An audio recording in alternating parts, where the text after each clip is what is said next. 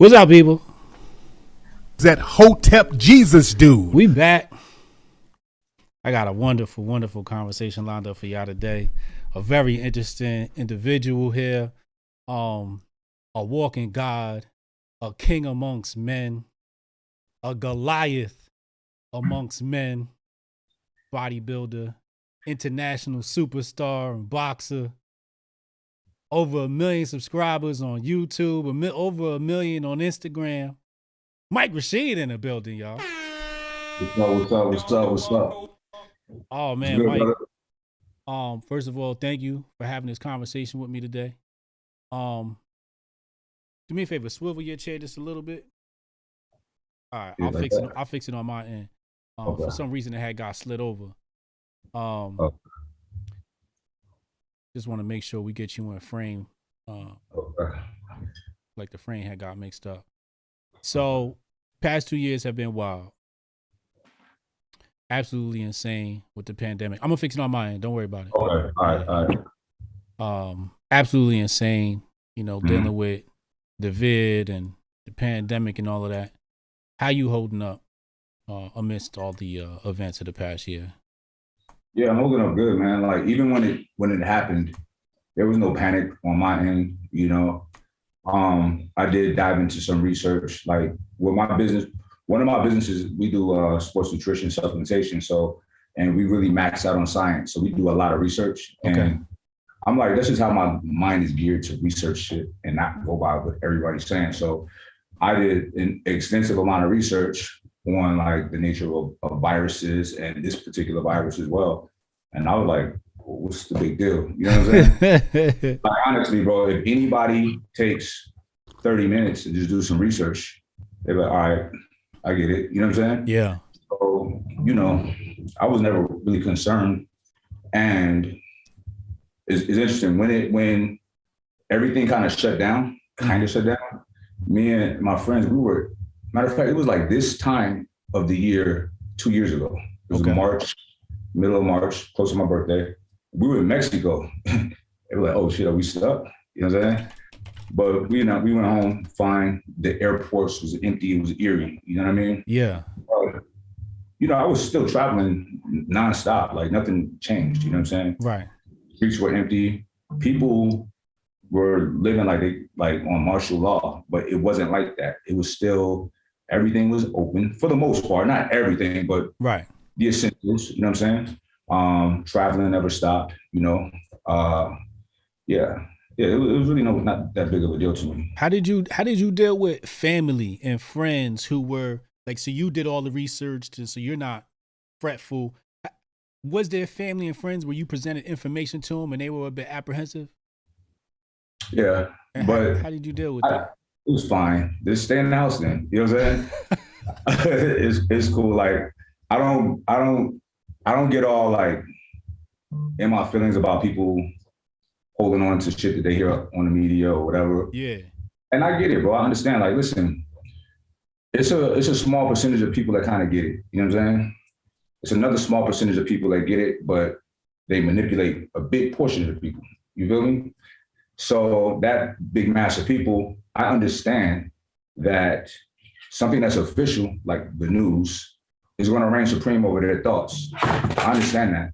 So that is, you know, it's unfortunate. I don't see it ever changing, right?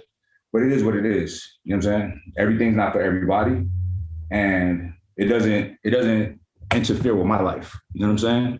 So it doesn't really bother me, you know? So you just say, you know, fine, stay in the house. Ignorant. Yeah, I try to present some information. Yeah. No matter how many facts you bring up and good points, you know, people just, you know, they're afraid. You know what I'm saying? Fear is we were talking about marketing earlier. You know, I'm a marketer as well, and I don't really subscribe to this, but I know that a typical tactic in marketing is invoking fear. You know what I'm saying? Tugging at people's emotions is very effective. So there's a lot of marketing that's been done. You can call it propaganda. I call it marketing, and it works. You know what I'm saying? Right. Yeah. Shout out to Khaled Cooper, been supporting the channel. Appreciate you, homie. Steph Colonel. Oh man, big boy donation. Thank you, bro. He said, shout out to the best site on the net, empowering men, menoforder.com. Let's go. Yeah, I appreciate that, man. Really, really do. You've been on Rogan before, right? Nah. You never been on there? Nah. Could have sworn I seen you on there. We definitely got to get you. I want to get some featured information up on our website, menoforder.com, about you. I'll talk to the team. We have Sunday meetings. I'll talk to the team, figure out how we can get some sort of partnership working. But that's our media outlet for men, which I think is necessary today. Masculinity is slacking. And funny enough, masculinity is slacking in the masculinity space. Wow, right. Yeah. Nah, it's real. I didn't even know there was a masculinity space, like a dedicated space for that until recently. Mm-hmm. You're right. And it seemed like there's a void in it there. So it's interesting, you know? So I was watching your interview, like I told you. It was one with the roommates. Really good interview. I think they did a good job. We both were on the same podcast, and both you and I had similar experiences, especially when it comes to the chat. I saw a gentleman right now come in and chat, and he had the nerve to say, "You're a blue pill alpha," right? And I don't blame him for that mentality. I have to blame the masculinity space because they've misconstrued what alpha is. Right. They've misconstrued what masculinity is, right? Can we talk about how they center women in their speech and not men in a masculinity space? Bro, this is the most bizarre. I'm gonna break it down like this, and they can say it's not about that. It's not about that's fine, but it is, because here's the thing: when you have, let's say somebody write out some rules or some foundation, right? But if the majority of his followers are not adhering to that, it's about whatever they're doing, using that name, whatever. So, in that space, the red pill space, I'm saying it is for the most part, it is a support group for battered men. That's what it is, bro. You can't tell me otherwise. Like, here's the thing. The type of vehement energy used towards women is just bizarre. And these people say that they'll say, like, it first kicked off with me, like going back and forth with all of these creators when I was on Fresh and Fit. And they asked me a question about like dating or something. And I said something really nice about women, like, because that's me. Like, I love women. I have a high level of respect for women. You know what I'm saying? So there are people calling me all kind of names, simp, all of this shit, right? And people are also saying like he's trying to like pander to his female audience. They're like, well, I have no female audience. What are you talking about? You know what I'm saying? Yeah. I'm a meathead. You know what I'm saying? Like, so it's like, it's interesting. People will say these things, but it's like, nah. And they say that we know what women want. I'm like, you don't. You know what I'm saying? You clearly don't. That's why this whole community exists, right? And I don't understand like so much energy being emphasized on, well, women are delusional. Listen, I had this conversation with some of you guys, like, they was like, yeah, but if a woman got 2 kids and she weighs this much, she really think that she can get this, that, and third. I'm like, who cares? So what? Like, what is that to, if she get it, then she get it, but most likely she won't. Now what? Right. It's delusional. Like, what does that mean? Like, why is there energy being put into that? Trying to like humble a woman, right? Leave that shit alone. Like, I don't understand it, right? So I'm like, that's unnecessary. I don't like the energy that's being put out there, like constantly cutting women down. Like when the guy says, well, who created this world you live in? I'm like, bro, like, do you not like women, bro? Like, why are you talking like this? You know what I'm saying? Like, what you it's like they're mad. You know what I'm saying? Yeah. One cat, I think it was Fresh, shout out to Fresh, but he said some shit. He was like, a woman can get in the club for free, guys can't. I'm like, and then, you know, a woman can go and get, you know, get drink off somebody else's bottle, yada, yada, yada. But if we try to do that, they look at us crazy. I'm like, of course, like they should. Right. It's just interesting to me, bro. I don't understand. And I have to say this, in all honesty, I don't understand their perspective. You know, because the way that things are, I think is normal. You know what I'm saying? Right. Women get treated good. Treat women good, yes. I was having a conversation with my brother and one of my homies last night, and we was talking about Kevin Samuels and all of this shit, right? And they were talking about, well, women need to be held accountable for this, that. I'm like, no, we need to be held accountable. You know what I'm saying? Women do not dominate a relationship. A man does. Right. Dude, like, yo, my girl, she fucking crazy. It's because, nigga, you made her crazy. You've done something to, you know what I'm saying? Yeah. I've been that guy before, so I know, you know what I'm saying? So we need to be upstanding guys to women. Like, we need to treat women better. We need to, like, you know, I be telling young cats all the time, like, bro, don't be trying to have a girlfriend when you're trying to get your life together. You know what I'm saying?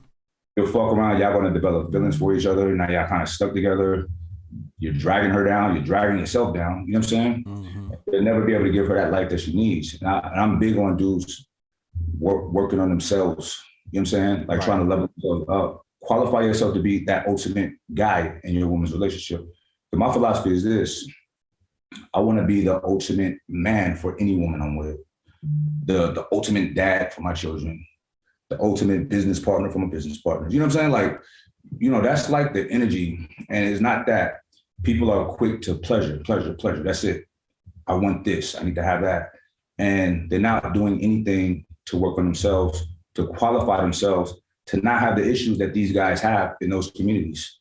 You know, the rejection, all of that stuff. I'm not fucking, I know who I am. You know what I'm saying? And I really never dealt with much rejection in my life. And it's not because I'm the best looking guy or I'm super rich or none of that shit. It's because I stay in my place. I stay in my lane. And people don't like hearing that, oh, stay in your place? What does that mean? Like, motherfucker, like, when I was 19, 20, I couldn't afford to take this woman out to, you know what I'm saying? She got a better car than me. I barely have a car. You know what I'm saying? Like, I waited until I could get to a certain level to start stepping out and doing this and approaching certain type of women. You know what I'm saying? Right. And, you know, my spiritual father, Honorable Minister Louis Farrakhan, he said in a speech a long time ago, he was talking about, he was giving a lecture to young men. He was fired up. He's very protective of women, as he should, as we all should. And he said that, he was like, you do not deserve the pleasures of a woman's breast if you can't take care of her. You know what I'm saying? And that shit hit me, like, young. So that seed was planted in me a long time ago. You know what I'm saying? So, and listen, like, my sister, I love her to death. Her husband takes good care. Like, there's solid men and solid women in my family. And that's always been the goal. You know what I'm saying? Like, I'm gonna take care of my situation. And I ain't gonna have these problems that most people have. You know what I mean? But when guys stop pointing the finger at women for their shortcomings, blaming women for their shortcomings, and working themselves, then they'll be a lot happier. They won't need to be around other men shitting on women. I don't know why people stay in that shit, though. You know what I'm saying? I feel like that's some shit outside of black culture, outside of like black men. Cause when I'm with the homies, that's not what we do. Like, we love women, so we not shitting on them. You know what I mean? Like, when I was on the show, it was a Hispanic girl sitting to my right. I believe she was Hispanic. And she was like 30 years old. She wasn't in the best shape, but she wasn't bad looking either. Right. And I'm reading the chat, and the chat going in on her. So I'm like, I think I asked Myron or Fresh or one of them, I'm like, yo, why they going in on Shorty like that? Right? Like, I'm just like wondering, like, where am I right now? Right. That we have this environment where men think it's funny to rag on women. Right. Now, I could see if it was different, if she was acting out of place or something like that, and y'all want to get y'all jokes off. All right, cool. But she wasn't even acting ratchet. She was just telling her story. Right. So I said something. And then the comments came, oh, he's simping for her. He's simping for her. I'm like, what is this shit? And I'm older. Like, you know what I mean? I'm not fresh in them age. I'm 41 years old. And I'm sure you probably in the same age bracket as me. Yeah. We wasn't raised like this, yo. Nah, bro, nah. And honestly, like calling somebody a simp, you gotta be ready to throw hands. You know what I'm saying? You know what I'm saying? Like, and it's like, here's the thing. I've never been called a simp before in my face. So, like, why do you feel comfortable calling somebody that in a medium that you would never do in reality? Like, you know what I'm saying? Right. So, but you know what's interesting? I know this weird shit. Like, it was like 2012, 2013. I would post like different women wearing my merch, right? Like they buy it, they be. And one girl, she's a friend of mine. Her name is Amanda, and she got real big breasts. She's very voluptuous, right? And the comments was so disrespectful and nasty, like raunchy. I'm like, it's like I'm embarrassed. I'm like, why the fuck are y'all talking like this? Yeah. Titties and this and that. I'm like, bro, it's like I remember doing a whole nother post after that, just text like, y'all are so fucking disrespectful. But if I post a picture of me with my shirt on off, oh, respect, oh, this, that, I'm like, y'all hate women. You know what I'm saying? Yeah. There is some weird. Now, one thing that I did learn, just diving into research after doing some a couple interviews with Fresh and Fit, was like some of these statistics they be throwing out, right? Yeah. And I wasn't aware, but it makes sense about the huge number of men that don't really have access to women. They don't really get, you know what I'm saying? So I guess that anger comes out of those big numbers, you know what I'm saying? Because it's like, I've never been like Mr. Playboy or whatever, but I've never had an issue getting women. So I've never been on that side of like, man, you know what I mean? So, and I don't really have friends like that either. You know what I'm saying? I don't have any friends that hate women, you know? Right. So, you know, I have to digress a little bit because I don't relate. But I can look at a situation objectively, right? And some of the things that are being complained about, it's like things that can be fixed. You know what I'm saying? Women want, we are, I know me, I'm going for looks first. You know what I'm saying? Right. And then everything else. Women tend to go for security. You know what I'm saying? And it's not always money. Money's important. But when the last time Fresh and Fit was here, we had a conversation, and the sentiment was like, basically, if you ain't balling, you ain't got money like that, a shorty ain't gonna be faithful, whatever. I'm like, bro, that's ridiculous. Who do you know? Like, what kind of people in your world? Because, you know, I have countless friends that may not be super high earners, but they have decent jobs, right? They, you know, and they have wives that are beautiful that would never leave. These are stand-up men. Right. You know what I'm saying? These are, you know, I hate that term high value man, right? I hate that. It's so stupid. Okay. But these are high value men because in his world, his ecosystem, he's the king. Right. You know what I'm saying? You don't have to be rich. It's not about that. And that's not even realistic for most people. You know what I mean? Mm-hmm. So there's a lot of, I think a lot of this is entertainment, right? And, but I think it's hurting a lot of dudes because they get in these notions of like these sleazy tactics on getting women. And also people are getting too comfortable just shitting on women. Well, we did this, we're stronger than you. I seen an interview, a clip. I want to find this guy so I can slap him. So I can intimidate. I want to intimidate. I want to just sit down next to him and really intimidate this guy. He's doing an interview with a girl and he's telling her that he says, what he said? He said, she's like, why should I submit? He said, I can physically come over there and make you submit. I'm like, why would you say that? You know what I'm saying? This is the type of shit that's now I know that's an outlier, a weird situation, right? Right. But it's motherfuckers. This guy has some kind of following. I don't know who he is. I'm sure somebody in the chat have seen this because that clip kind of went viral about a month ago.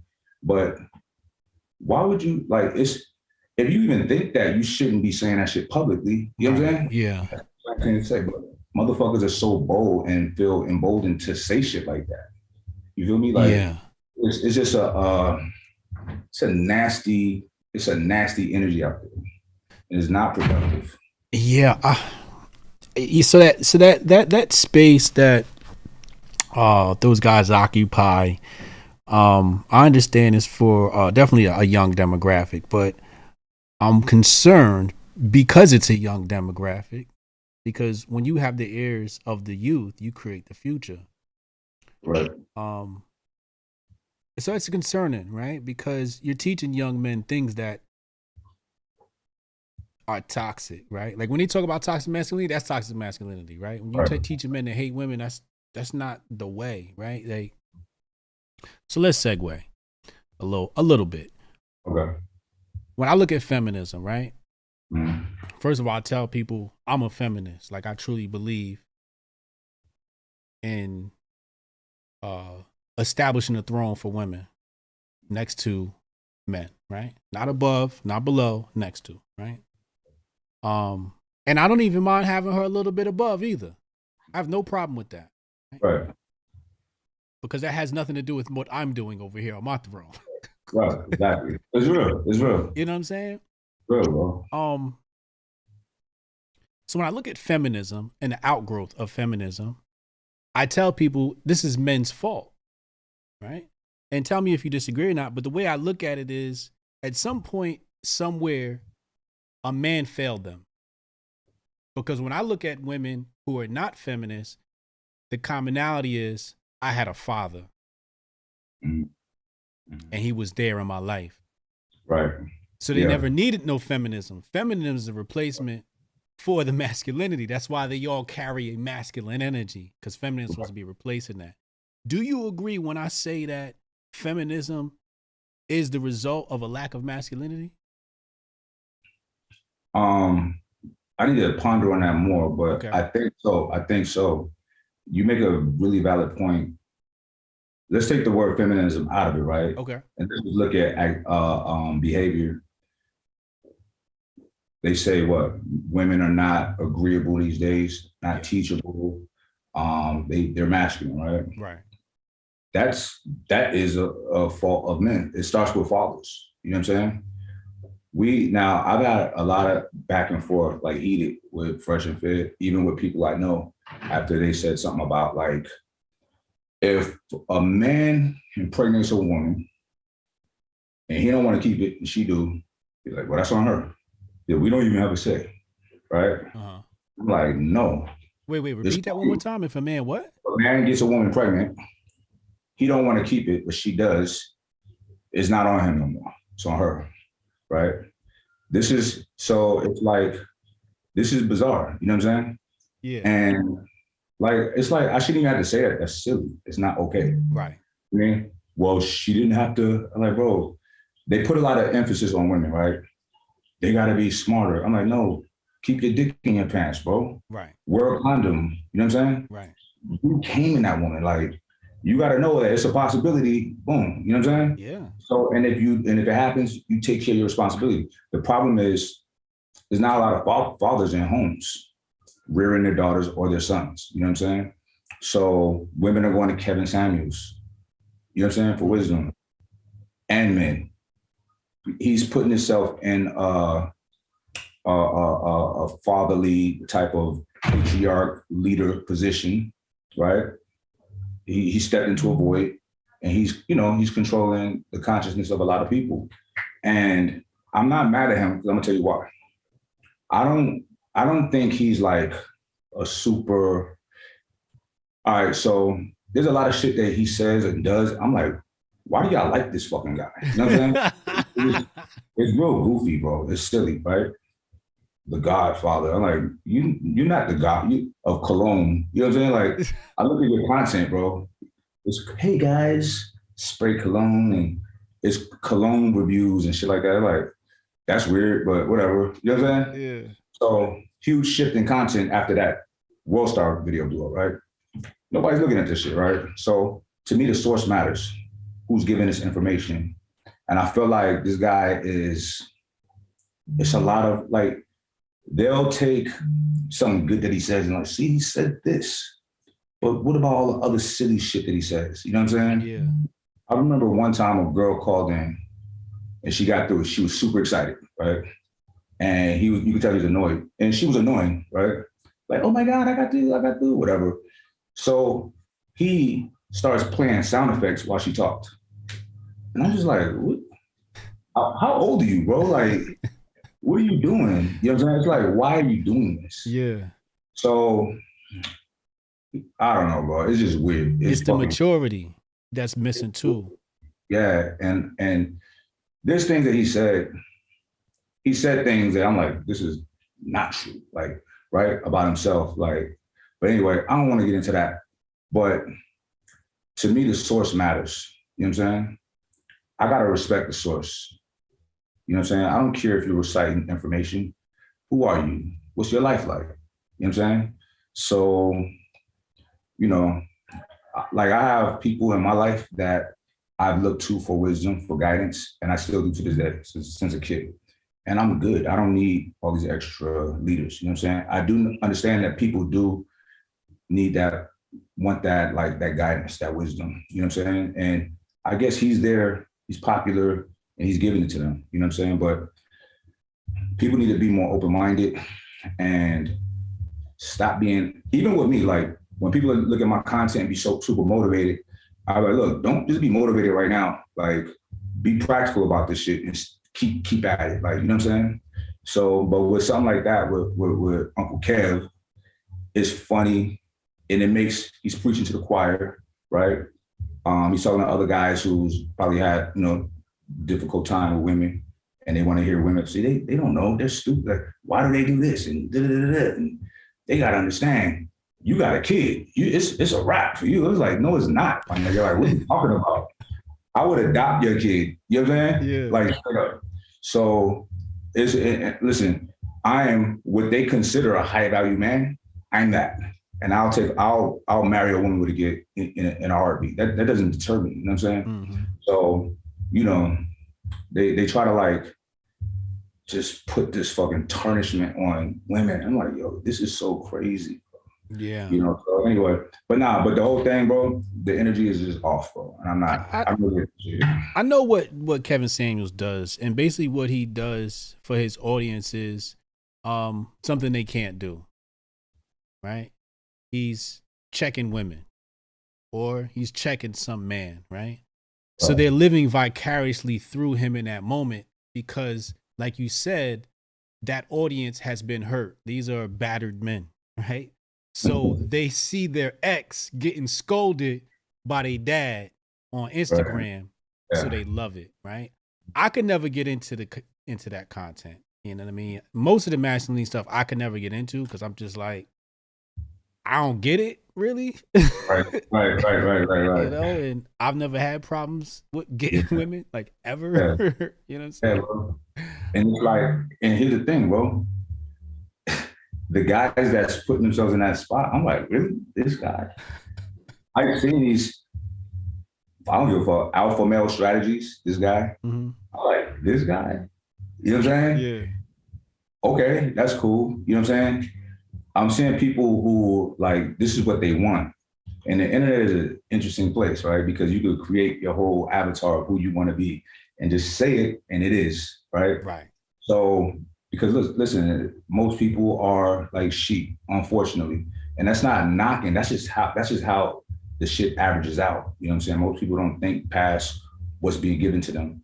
And I understand why. People busy, people got fucking jobs, they're in school, they don't have time to be thinking about shit critically, researching things, or doing work on themselves, you know what I'm saying? Which is unfortunate, because for one to work on oneself, like, you know, you'll figure out a lot of things about yourself, you know what I'm saying? And like, I employ tactics like meditation, you know what I'm saying? I read a lot, you know? And these things help me like really make better decisions, you know what I'm saying? It does so much for me mentally, right? I also employ a lot of tactics of suffering, you know what I'm saying? Like, I started boxing at a very young age. So, and I'm doing something that, and hopefully your listeners will pick up some game right now. At a young age, I started doing things that none of my friends was doing, right? I had to go jogging, all this shit, this, that, third. Everybody that did sports at school, it was easy to do. It's like, this is what we all doing, right? My sport was outside of school, so it was kind of different. It was weird, you know what I'm saying? It wasn't like the support. And doing something like that is like, it's terrifying, you know what I'm saying? Going to fight somebody, like, that's not fun, you know what I'm saying? But, and I didn't have a deep reason for doing it when I was a kid, other than this is what I did. But as I got older, I started signing meaning to it, right? And I'm like, yo, I'm training myself to really be fearless in life. You know what I'm saying? So, and I'm training myself, like the training is so hard, that's created a foundation for me for everything, how I qualify myself for anything. You know what I'm saying? So it really made me to be a formidable motherfucker on this planet. You know what I'm saying? To where I've had to figure out anything. I've been in countries that non-English speaking countries and figured shit out. You know what I'm saying? And I nestle myself in and I'm good. So men need that kind of confidence. Men need, when we're growing up and becoming men, that heroic journey at some point. That's scary. Like we the same age. See, I'm from Brooklyn. And I think about like how kids got phones and all this shit, and shit is scary. But we didn't have phones, no way for our parents to track us, right? And then see, I live on the West Coast now. It's way different from the East Coast. Yo, Brooklyn was like, it's a tiny place, but it felt huge because it's so much shit. It's so overpopulated, so many buildings. It's easy to get lost and disappear. You know what I'm saying? So, you know, but every place has their own thing, but kids need to go on these scary fucking rides. You know what I'm saying? And get hurt, get jumped. You know what I'm saying? Yeah. Get chased by the cops, like get chased by dogs. You know what I'm saying? Yeah. People need all of these textures of life because people only experience good shit, like happiness. And what happens when that shit is pulled from you? You know what I'm saying? That's when people go crazy, kill themselves, or go postal, or, you know, or act in strange ways like what we're seeing being manifested in this hateful energy towards women. It's like, it's only men and women. What if you don't like, you know what I'm saying? Like, what is going on? So, but I feel like it's a lot of pent up shit and energy that's not being worked out in any kind of positive or progressive way. Yeah. Even in like good back and forth dialogue, this shit is important. I love these talks. You know what I'm saying? Right. Yeah. No, that's just super important. You know, just coming back to the whole masculinity space thing, man, it's like, so I wrote a book, Unbreakable Rules of Masculinity, right? And what I basically teach them, because everybody was talking about, oh, they don't submit, right? They don't submit. And then the black woman topic comes up, right? Right. Black women are hard to deal with. They got attitude, da, da, da, da.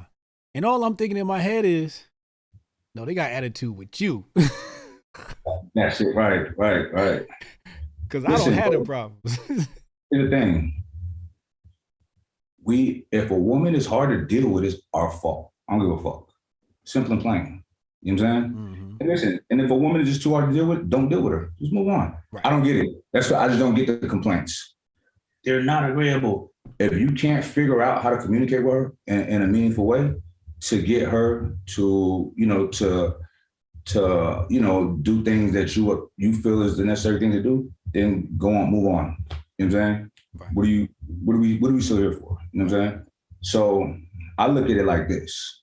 Like, I'm the sun and I got to keep my planets in orbit. You know what I'm saying? It's not the other way around. You know what I'm saying?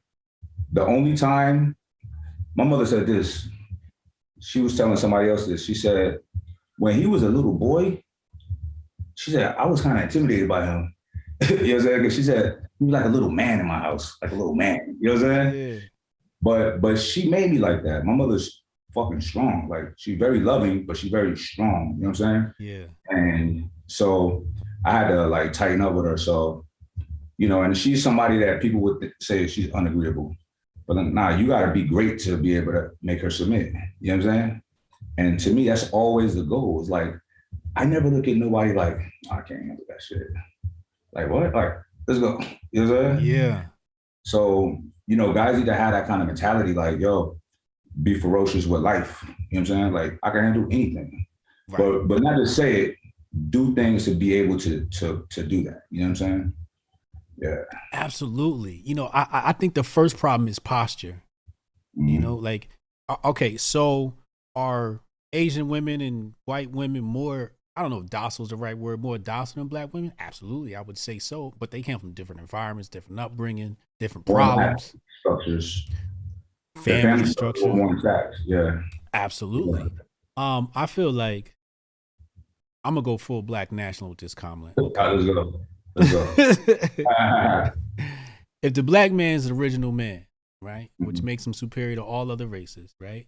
Due to the chemical called eumelanin, right? Then that means the woman is the progenitor of the human race, okay? Therefore, she has to be more discriminatory than any other women on the planet, which means she has to raise her level of how she discriminates against a man. So what she's saying is, if I can intimidate you, you not the one. Correct. That's real. That's real.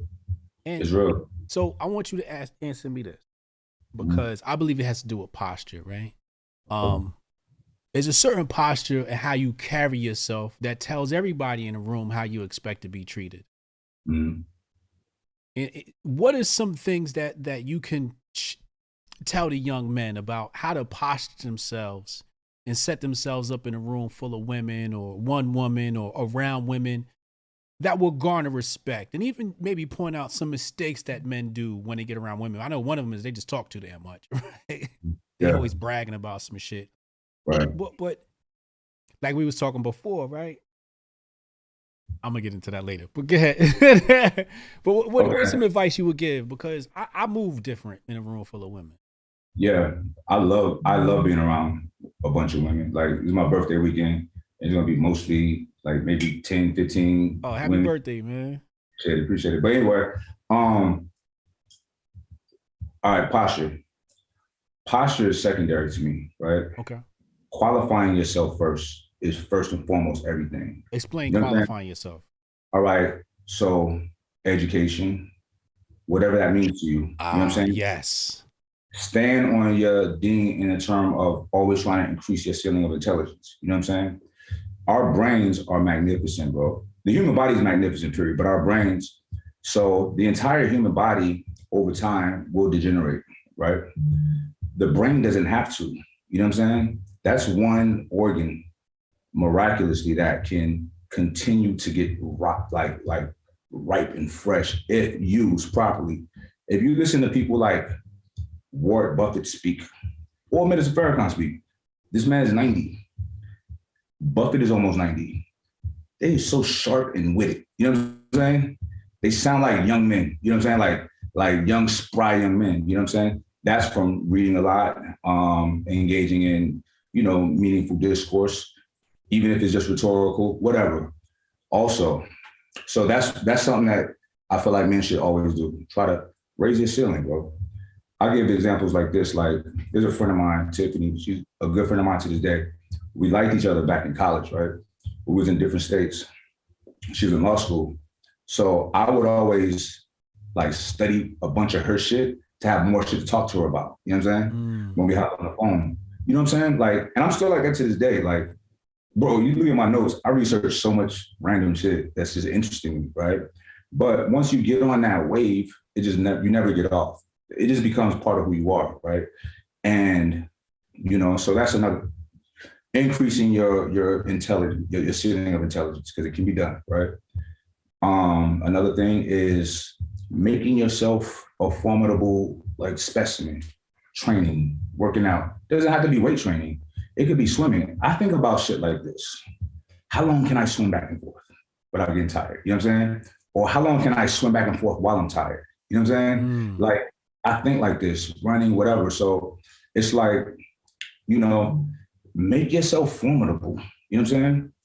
Learn a fighting system, martial arts, boxing, wrestling, something. You know what I'm saying? It's first of all, there's a huge sense of brotherhood in that, right? When you're going to the gym or whatever and training with people, y'all fucking beating each other's heads in. You know what I'm saying? Y'all respect each other after that because y'all both gave it your all. You know what I'm saying? So that that brotherhood camaraderie is something that's lacking. That's why there's a void of masculinity. That's one. Also, learning these skills is dope. You know what I'm saying? I grew up in the era of, kung fu movies, boxing, all of that shit. You know what I'm saying? So I'm locked in, you know what I'm saying? So, and it hasn't left me, you know what I mean? So, even so it's to where, because I stopped boxing years ago, but I started back in 2018 and went pro and all of that because I didn't want to get soft. You know what I'm saying? And I'm looking at my peers in my industry. I'm like, I don't want to appear to be like these guys. You know what I'm saying? So I made it a point to get up, go running, go train, go do all of this stuff that sucked to do. You know what I'm saying? Yeah. To keep myself kind of sharp. You know what I'm saying? Yeah. And so, all right, that's that. That's your mind. That's your body. I don't really have a separation for that. I think it's all connected because it's all connected. So, and the harder you go here, typically the harder you go here, and vice versa. So, all right, qualifying yourself economically, you know what I'm saying? Understanding money, commerce, finance, you know what I'm saying? Even if you have a trade, right? Even if you're not everybody is primed to be a entrepreneur or a CEO. It's a very stressful situation. It doesn't always pay out, right? And it's not for everybody. So instead of just get a job, get a trade, learn a trade, a solid trade that's very beneficial to people. You know what I'm saying? And make yourself, and this is something I tell people all the time. I tell my son this, we had a long talk about school because my son is really smart. Does he need school? No, but you're going to do it, right? Why, Dad? Because I want you to go in there. It's not about these subjects. Each one of these classes is a test for you, a battle, winning, figure it out, get A's only. That makes you capable, you know what I'm saying? So, and once again, I'm going off of my life experiences. And I happen to have been a valedictorian, honor student, all of that, until I just dropped out of school, you know what I'm saying? School was easy. So figure it out, you know what I'm saying? Even when I got to college, I dropped out of college, but in the beginning, I was figuring this shit out, you know what I'm saying? And getting proper grades. So that shit makes you capable, and capable people are very desired throughout in the world. You know what I'm saying? Sounds like you're talking about discipline too. Discipline. All of these things gives you discipline. Now, when you take, these are ingredients, right? When you have all of these ingredients in place, your recipe is intact. So your posturing is there without you trying to posture, like consciously posturing. You know what I'm saying? You are that motherfucker. Like one of my boys, he posted some shit yesterday on Instagram. He said something like, some about some positive feeling, like when you can walk in a room and know you ain't got to compete with nobody.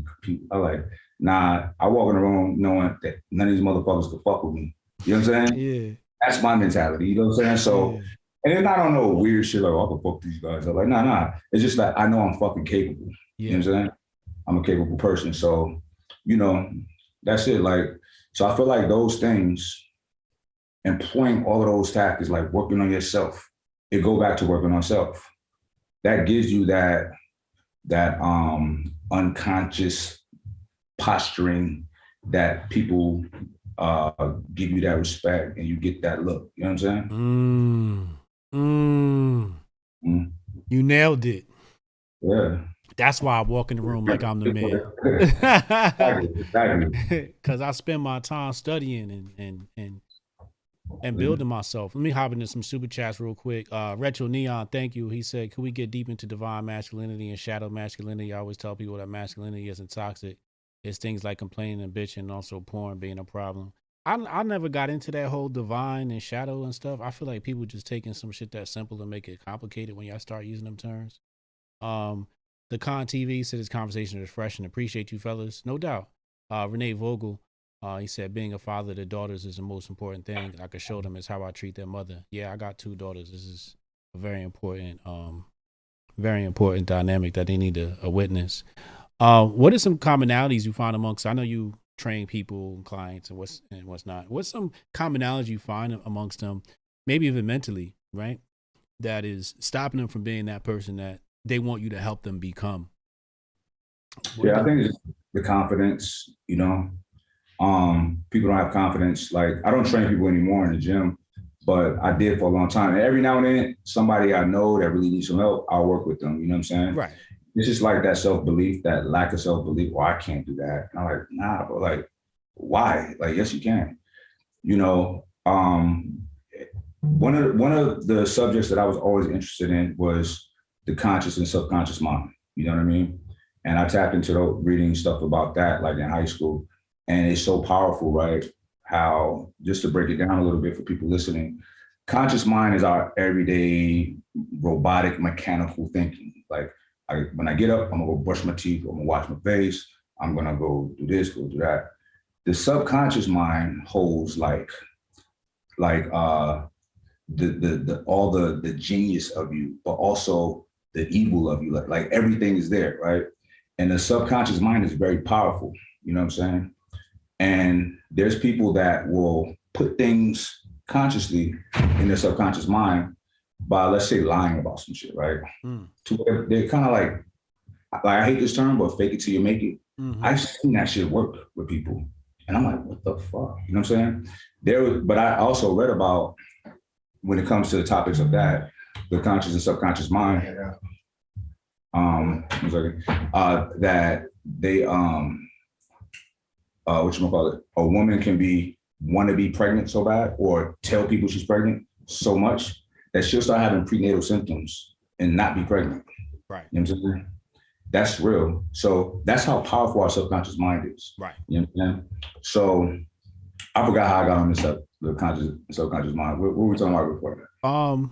No, we were talking about your clients and like some of them lacking confidence and whatnot. Right. So when they're like, I can't do that, and I'm like, nah, you can't. Like, why? So, and plus I've trained myself all my life. So, and I've always wanted to be stronger. So I just figured out ways to get stronger. So I'm like, trust me, let's stay with me. Let's do this. And then they see it over time. So I've had training since I was a kid of like really hardening myself up and figuring out the things that I was capable of. You know what I'm saying? Some people don't start till they're adults. You know what I'm saying? Some people's childhoods is just regular childhoods. Just go to school, come home, play video games, go to sleep, rinse and repeat. You know what I'm saying? So my upbringing was a little bit different. It was very active. You know what I'm saying? Like me and my friends played every sport outside. You know what I'm saying? So, you know, it was a very dynamic upbringing that I feel like gave me a lot of good shit. You know what I'm saying? And I don't know, it was like, I grew up in a very competitive place. Like Brooklyn is so many people, right? And I don't know, we had a lot of like small heroes, like drug dealers, like dudes with the fly cars, and like, wow, we used to envy that shit, right? We always looked at the powerful people, you know what I'm saying? So, you know, I guess you do things to try to make yourself powerful, you know what I'm saying? So, yeah.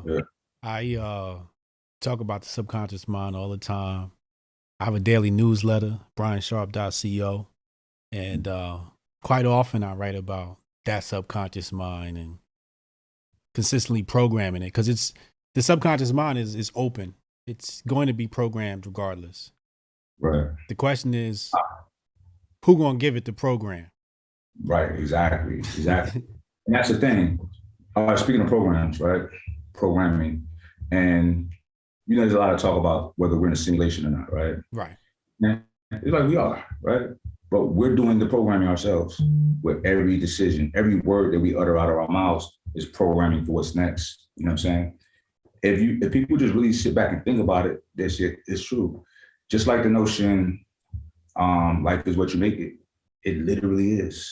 You know what I'm saying? When people really adopt that, life is so much easier. You know what I'm saying? Your decisions is your destiny. Mm-hmm. You know? Mm-hmm. If you read a lot, you get smarter. You know what I'm saying? If you study certain subjects, you get competent at that. You know what I'm saying? So it's that simple, you know? Mm-hmm. So, but back to like the masculinity thing, men, like, yo, it starts with self. It ain't got nothing to do with women. Your shortcomings, what you ain't getting, it ain't got nothing to do with nobody. And dudes gotta realize this too. Like, I see it a lot, especially with Black people, because we're emotional and passionate. You know what I'm saying? Powerful, but sometimes we lack refinement of that power. So that power can be dangerous, right? And manifest in emotional outbursts when the chips is down, the chips is low. You know what I'm saying?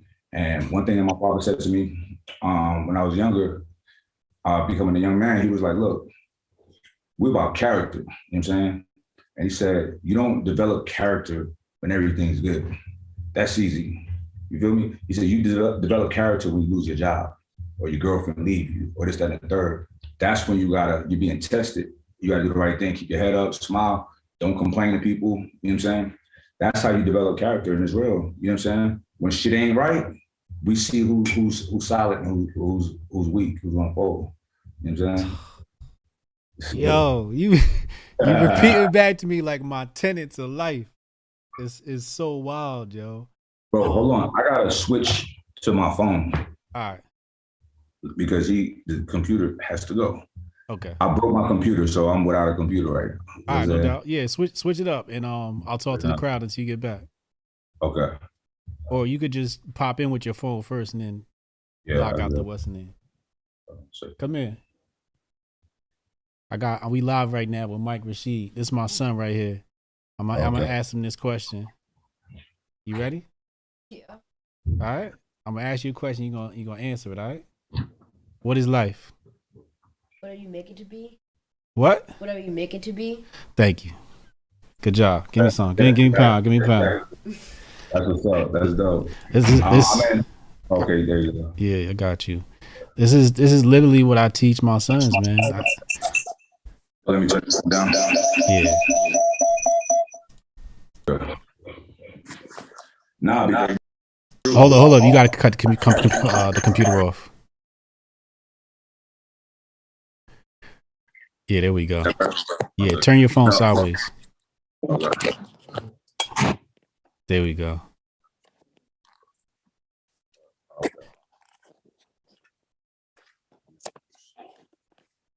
Put my too. All right. A little bit. All right, brother. Carmen, what up, Carmen? Carmen's in the chat. I love Carmen. Carmen's freaking amazing.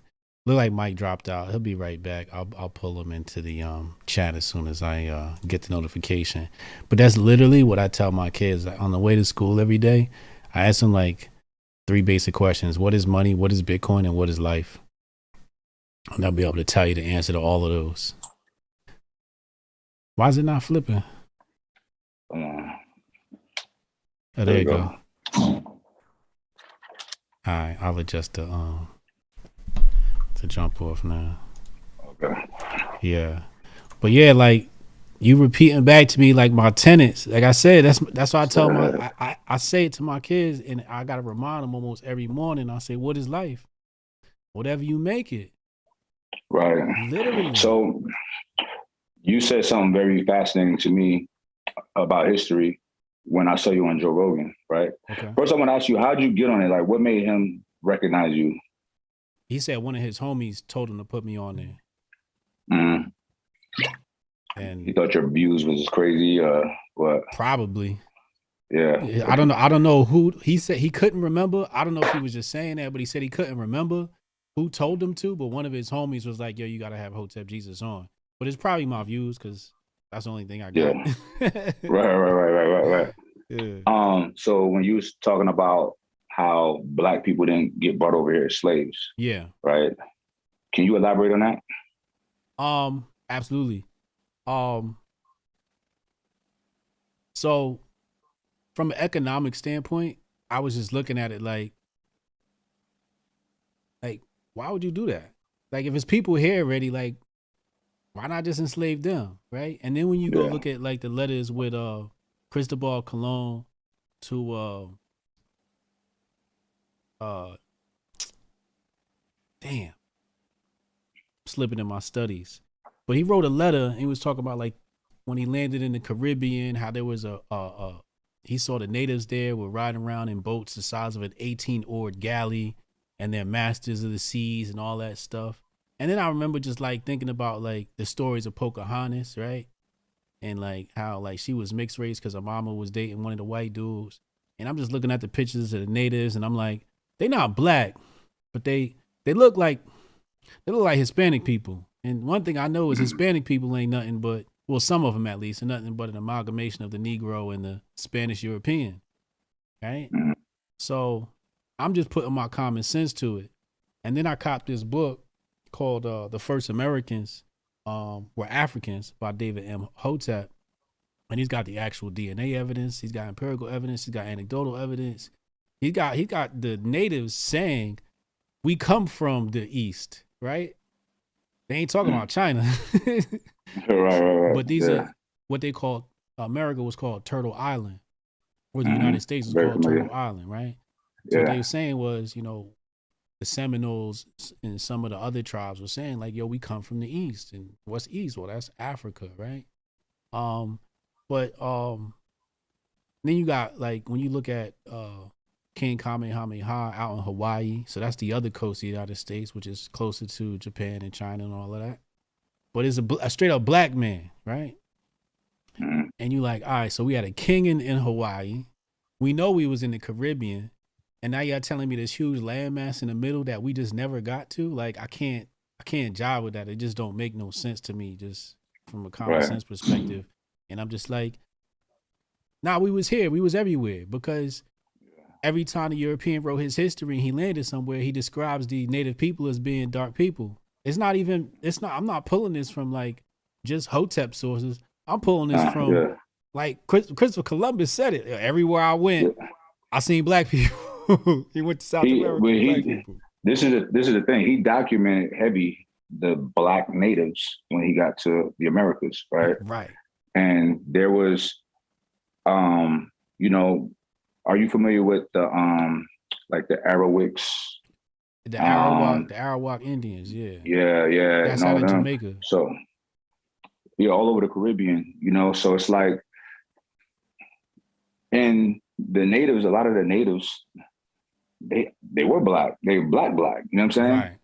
Right. But just like I've seen people of East Indian descent, like Punjabi Indians, blacker than me with straight hair. You know what I'm saying? I'm sorry about that. What happened? Yes, Miss Angie. White people came from Africa too. You absolutely. No, not De Las Casas. He didn't write the letter to De Las Casas. De Las Casas had his own exhibition. I want to say it was a letter to Queen Isabel. I'm gonna look it up right now. Christopher Columbus letter to, I think it was D. Saint Angel. That's who it was. D. Saint Angel. Louis D. Saint Angel. There it is. Yep, I was right. My memory kicked in at the last second. In his letter to D. Saint Angel, this was a letter on his actual first voyage too. This is his first voyage. Letter of Christopher Columbus on his first voyage to America, 1492.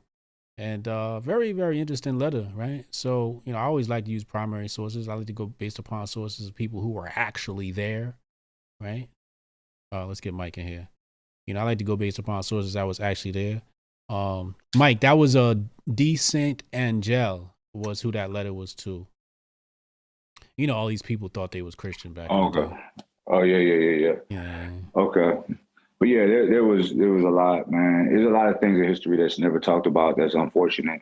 That I would like to be able to have these discussions without having my character assassinated. You know what I'm saying? Oh yeah. That's not gonna happen. It's just so.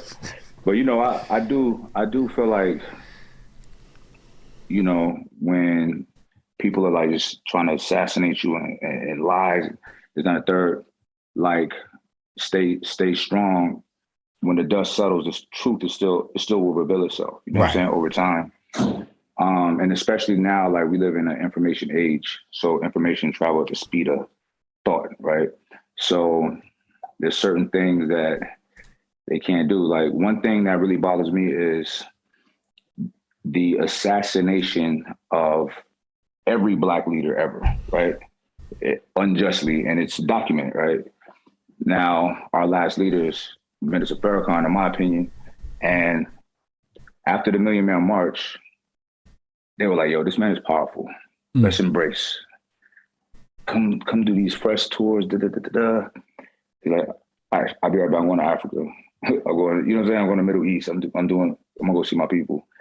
And then they were like, all right, we see what it is. And that's when that campaign went against him to really smear his name. And it's egregious, man, because I have friends that are of Jewish descent, like technically, right? And when his name come up, they're like, oh, he's a racist, he's an anti-Semite. And I deal with logic, right? So I'm like, certain things I just don't worry about. I'm like, nah, he's not. Trust me, he's not. Like, I follow him my entire life. He's not a racist or an anti-Semite. You know what I'm saying? And yes, he is. They get hot, right? Yeah. And they'll say a quote like, Hitler was a great man. I'm just like, you think that's all he said? You know what I'm saying? Right. Does context not matter? Yeah. Of an entire talk, you know what I'm saying? So, and just for people listening, just in case y'all don't go research, this is what he said. He was going to do a talk out of college. They were like, nope, don't let him come. He's like Hitler. He's Hitler, you know what I'm saying? Which is so bizarre. He's never killed anybody. Like, he's not like Hitler. Yeah. You know what I'm saying? So, like, these comparisons just so wild, right? Yeah. So what he said was, do not compare me to your evil dictators, right? Yeah. He said the only thing similar to Hitler and I was who's that? Oh, what's up, bro? How you doing? He said the only thing similar. Okay, pull that door all the way close for me, bro. Mr. Miyagi hat. Only thing similar to me and Hitler was he was a great man for his people. Like, I am great for my people. Hitler was a great man. You feel me? You see how they so evil and deceptive? It's like, you know, but like, who just comes out and say Hitler's a great man? Who does that? Yeah. But for people, for intelligent adults to hold on to that just because, right? Right. Just because the Anti-Defamation League or whomever said that he's this. But it's interesting because me and my boy, who's not black, one day we just sat down and read all of the claims against the minister, right? And I'm looking at him like, all right, what's your summation? He's like, what's wrong with what he said? You know what he said nothing bad, you know what I'm saying? Yeah. Being critical of people is what we should do, you know what I mean? But he said nothing hateful or racist or anti-Semitic, but that term is weird too. Like, because technically what a Semite is, you can't be an anti-Semite, you know what I'm saying? But I don't want to dwell on semantics, you know what I mean? But I don't know. I got issues with a lot of that stuff, bro. You know what I'm saying? You know, we going through the Russia-Ukraine thing, right? I was like, yo, I posted, I was like, yo, what was that energy for Palestine? You know what I'm saying? Like, what y'all cool. That's good. We over that, right? That ain't a thing. You know, and it's like, it's sad, bro, because it's like, listen, I'm not taking sides on none of this shit. You know what I'm saying? Mm-hmm. But let's just be fair. You got to call it straight across the board. Across the board. You know, I even have like independent news outlets that I fuck with that I really like when they were reporting on the Joe Rogan thing a couple weeks ago. I want to know your views on that too. But they were defending Rogan. And I don't think what he did was bad per se, right? Mm-hmm. Especially him using the N-word. I'm like, so what? Like, he didn't call it the Planet of the Apes thing. I expect him to say shit like that. You know what I'm saying? Yeah. You don't know what we be saying. You know what I'm saying? Like, right. You know what I'm saying? Like, everybody says shit. You know what I'm saying? Right. Deal. But white motherfuckers, I'm cool with. We say it to each other. Like, it's nothing, bro. It's just some words. We just fucking with each other. You know what I'm saying? Yeah. So that shit don't bother me. So this particular this news group, YouTube, podcast, all of that stuff, but I fuck with them tough. So they were reporting on it, but only on the N-word part. Because the N-word part was very easily defensible. You know what I'm saying? But they just left off the other part. I was like, come on, bro. Yeah. Like, so I messaged homie because I know him. I said, bro, you know I love you. You know what I'm saying? But this was disingenuous. You know what I'm saying? You left that part. Y'all left that out. You just hope, you know, and it's not okay. I said, I respect you. So, because I respect you to be honest with news. I know y'all fuck with Rogan. Like, I love Rogan too. But keep it 100. You know what I'm saying? Because when you start doing that, you're going to be doing what the enemies are doing, what the big news outlets are doing. And he said, bro, you're right. You know what I'm saying? And then they came out and, you know, so that was dope. And that's how we all should be. Just be fair and be honest. Right. You know what I'm saying? Yeah. That's what I said about. Even if it's inconveniencing, be fair and be honest. Yeah. No, absolutely. Objectivity. I live off of objectivity. So that's why I'm not as popular as I could be, because I'm so objective that, like, sometimes I say something and my audience is like, how can you say that? And I'm like, yo, I'm calling it straight, motherfucker. Like, right. I'm not going to just pander to you. I'm giving you the truth. That's why you come to me. But people should appreciate that.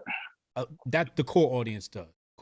Yeah. You know? That's why, like, what I've seen of your content, that's why I like you. You know what I'm saying? You like, you keep it 100. Yeah. okay, it's hurt your feelings, but this is the facts. This is truth. You know what I'm saying? Right. And I tell people all the time, like, you will never, I feel like people should want to be better people and be, you know, so with that, we got to be able to accept constructive criticism or inconveniencing truths. You know what I'm saying? Right. Without deflecting or whatever, you know. So that's why I appreciate your content. You know what I'm saying? I appreciate that. Now, I mean, like Rogan to me is one of my heroes, right? Mm-hmm. Like literally, like he's one of my heroes, and it's because he put me on his platform, right? It's that simple, blew me up, right? Like so many people, like, oh, you know, Hotep Jesus from the Joe Rogan show, right? Without him, I'm not as big as I am now, right? So he's my hero, okay? When I saw the clip, I was like, yo, y'all just found out about this shit? I've been seeing these clips. These clips is old to me. The N-word stuff, like I was like, he was just reading and reciting other people's. He wasn't saying it maliciously. The Planet of the Apes joint, when he said that, I'm like, all right, now that was a little spicy. You know what I'm saying? Right. But I didn't look at it like, I'm going to tell you my honest opinion. All right. The first time he said this shit, I cracked the fuck up. I'm a cynical person. Like I do satirical comedy, right? Yeah. And when I laughed because I knew he wasn't supposed to say it, and he said it. I know how people gonna take it, and it was just funny, right? But I wasn't offended, but I knew it was offensive. Yeah. But I also listened to the whole podcast, and I heard him 2 minutes later clean it up. Like, yo, I didn't mean it like that. But he was just spitballing straight from off the top of his head. That wasn't premeditated. It wasn't scripted. He was saying, yo, I went to go see the Planet of the Apes. I walked in, and it was Planet of the Apes, right? It was a bar. It was a good bar. The timing was perfect. Yeah. Right. Listen, I get it. And it is offensive. And that makes it kind of cool, right? Mm-hmm. So, because I could be offensive too. So that's why I can take it. You know what I'm saying? Right. So, and I feel like, I'm like, yo, y'all, he's racist. It's like, but like when he did his apology, I commented under there like, I'm good with it. You know what I'm saying? Right. You should have seen people calling me a sellout. I'm like, okay, bro, like whatever. Yeah, I got that. The man pays so much homage to Richard Pryor, Dave Chappelle. Like, that's what, he's not a good racist, bro. You know what I'm saying? He's not a good racist. So he's a terrible racist. You know what I'm saying? Yeah. But I seen him live a week before that shit happened. Right, that thing hit the news.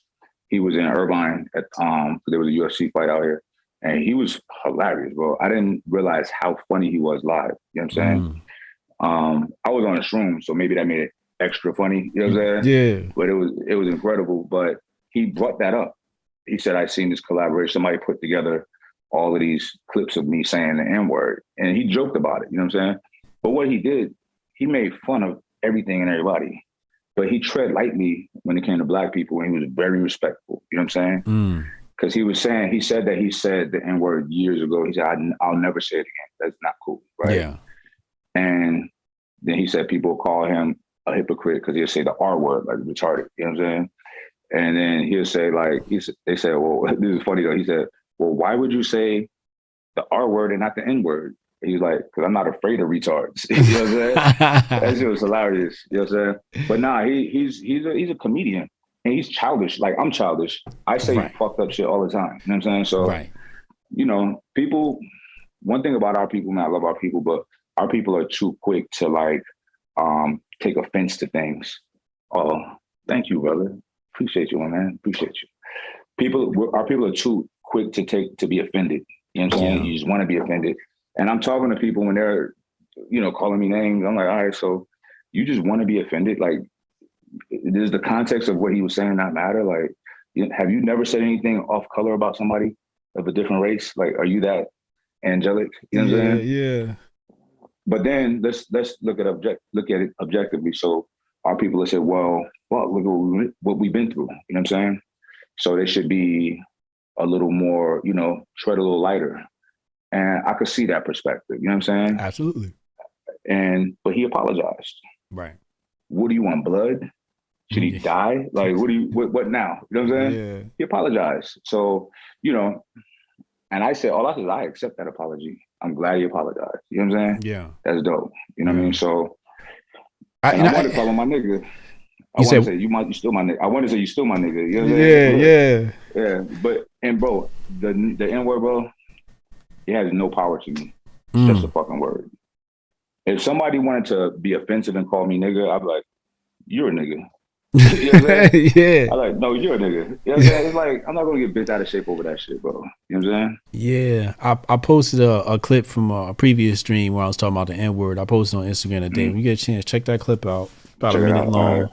And I was basically saying the N-word is like Pavlov's bell, where it's a trigger for black people, and then we've been trained to be triggered by that word, and then we react, and next thing you know, we in jail, right? And somebody was like, oh, so basically what you're saying is we should just allow people to just call us whatever we want. And I'm just like, you missing the point. Like, should you allow yourself to be disrespected? Absolutely not. But we got to weigh the pros and cons of every situation and our power within these situations, right? And the outcome of these situations. I feel like the more important fight is our likeness on TV. Like, forget anybody like, you know, the impotent trucker or whoever. I don't even want to put that on truckers because truckers are usually cool cats. But the impotent, you know, hillbilly or whoever it is, it could be a white liberal too. They do that shit all the time. That calls it N-word. Isn't as effective in destroying us as Hollywood is. Bro, this is what I say this all the time. We like bromates, bro soulmates. You know what I'm saying? Because look, I tell people like this, like racism. I'm like, niggas. I'm like, bro, that's such low level activity. Like, that shit not bother you. You know what I'm saying? And I do have a problem with Hollywood, and I'm gonna tell you why. I love movies. Me too. I fucking love movies, right? Yes. But then I'll go and watch 300, which I love. Yeah. But I'm like, but I also know history. And I'm like, you know what I'm saying? Why you make, first of all, why does he have an Australian accent in the Mediterranean? And everybody got British accents in the Mediterranean. It's weird. Yeah. But that's intentional. You know what I'm saying? Yes. It's the King's English at its finest. Correct. You know what I'm saying? This is the way to talk of honorable men, right? He was of the utmost ethics and character, right? Leonidas, right? Yeah. But there's a story about that was loosely around a real tribe of 300. Correct. Have you heard of the 300 of Thebes? Yes. And what people don't, and it stung me a little bit when he was talking about the Arcadians, because he said, yeah, forget those boy lovers. I'm like, oh, the 300 of Thebes were literally the boy lovers. It was 100, for those who don't know, it was 100, Google it, it was 150 couples, men. And they were formidable in battle because they got their booze back. You know what I'm saying? So why are you so bold as to use the historically gay combatants, calling them other people? I guess that would have been a slur back then, boy lover, you know what I'm saying? Yeah. Against other people. It's like, don't do that. But even deeper than that, Leonidas is the hero. He's the man. The dark people they're evil. You know what I'm saying? It's like, really? I'm in corporate America. I'm the hero in real life. You know what I'm saying? Yeah. You know what I'm saying? Yeah. A lot of people come to me like, what do you think? What is it? I'm like, bro, I love it. I love it. You know what I'm saying? I treat everybody good. You know what I'm saying? But I just observe everything, and I remember, and I know how they, paint these pictures. Hollywood is a lethal weapon. Hollywood, if white supremacy is a bullet, Hollywood is a gun. You know what I'm saying? And it's done very, like, these movies, like, bro, it's hard. Like, I gotta be honest. Black movies are so not on a level of white movies. You know what I'm saying? It's hard to watch them. Just that textural quality. And that shit sucks. I want to see a story about Hannibal, the level of 300. Can we do that? And why when you Google Hannibal, it's a European looking guy? It's a European guy. Why why would y'all do that? Yeah. You know what I'm saying? Yeah. So, but it's just, but I feel like we have to change history back. You know what I'm saying? Yeah. And telling stories. And one thing that I'm doing, I have an NFT collection. My next collection coming out is called Story of the Gods, right? Mm-hmm. In which I create these mythological gods like everybody else did. I create my own. Right. And, you know, they are loosely based on actual people throughout history that I thought was dope. You know what I'm saying? Okay. So you get to see what they kind of look like and stuff like that. That's dope. And but yeah, we gotta do our part and like just really like listen, it's for Black people to have knowledge of self, to stand up and be upright citizens and righteous people is good for everybody in this country. Good for the world. It's not just good for us, it's good for white people too, right? For Black people to be on an even playing field in STEM and business and all of these places, it's going to make this country incredible. You know what I'm saying? Like, you know, to have our type of thought path processes and creativity of thought and, you know what I'm saying, and fluidity of thought in science, you know what I'm saying? So, and other, you know, innovative spaces, you know what I'm saying? So it's like everything is very one-dimensional. We're stifled to an extent because of, you know, it's the aftermath of, you know, colonialism throughout the world. They have to justify treating us like how they treated us, you know what I'm saying? And it's hard to get that shit off of them, you know what I'm saying? Like, you know, I remember I used to be a fan of Charles Darwin, right? Mm-hmm. Until I really like read all the shit. I was like, fuck this nigga, bro. You know yeah. It's like he taught that we were literally not humans, you know what I'm saying? Right. And I'm like, why this part wasn't in school? You know what I'm saying? They're like, all right, but what I'm saying is this, it's like, it's so, and I'm not, bro, I don't look at my race as a hindrance. It's a superpower. Mm-hmm. I have Black privilege, you know what I'm saying? Mm-hmm. I say it all the time. But I'm not gonna not talk about facts because this is an inconveniencing thing to white men. They don't want to hear it, right? Right. And I got a lot of white homies, like my guys that I love like brothers. You know what I'm saying? Like, bro, let's talk about this shit. It's not you. Right. But this has been programmed in you and us. You know what I'm saying? And it's detrimental to both. You know what I mean? Because it's not based on reality, right? So, you know, there's a huge there's racial issues across the board, but the main is Black and white. I don't care what nobody said, right? Mm-hmm. And it's like that because there's no meaningful dialogue on a big level between white and Black. Correct. You know what I'm saying? When you was on Rogan, bro, that shocked me because I haven't seen many other conscious Black men on there. You know what I'm saying? Not saying that he haven't, but not many. Right. You know what I'm saying? A lot of powerful, intelligent white men, a bunch, plethora. Yeah. But there's a lot of us, but they're never on there. You know what I'm saying? Very few. You know what I'm saying? So, and I say Rogan because he is a cultural icon and he serves utility to a lot of people. Right. There's more than just a podcast. It just is. Absolutely. Just like Facebook is more than a social media platform. You know what I'm saying?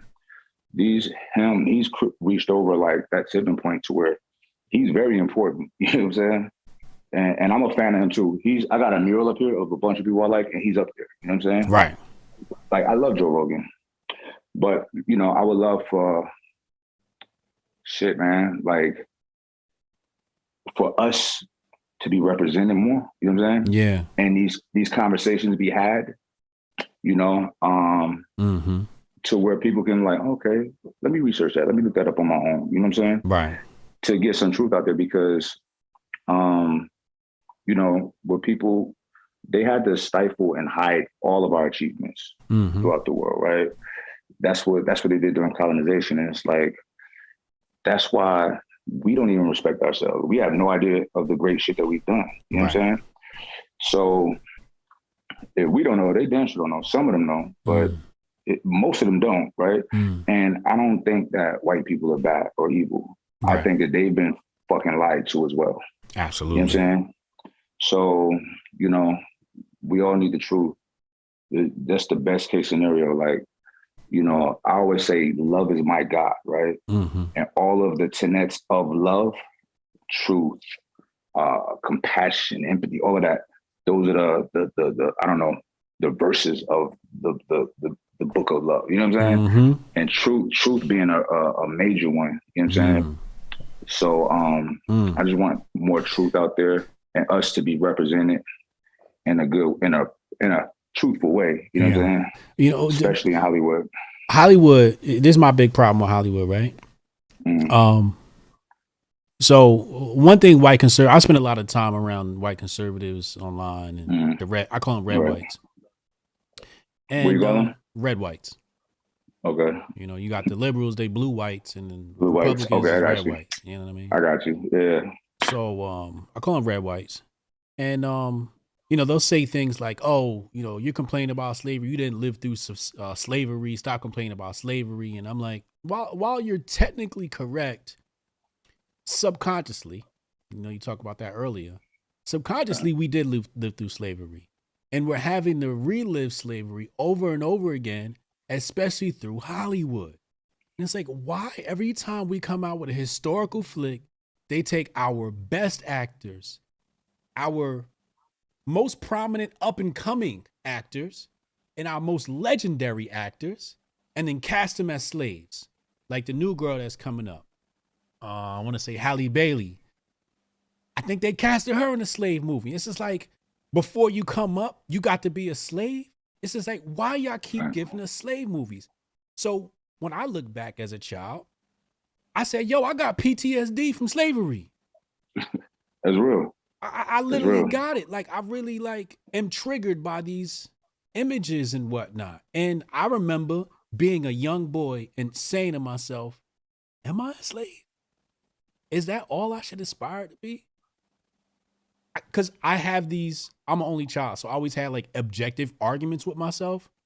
Right. So I'm on one side like, yo, I'm a god. And the other side is like, nah, nigga, you a slave. We got to argue now to make sense of this and come to a consensus. Right. And I remember asking myself that.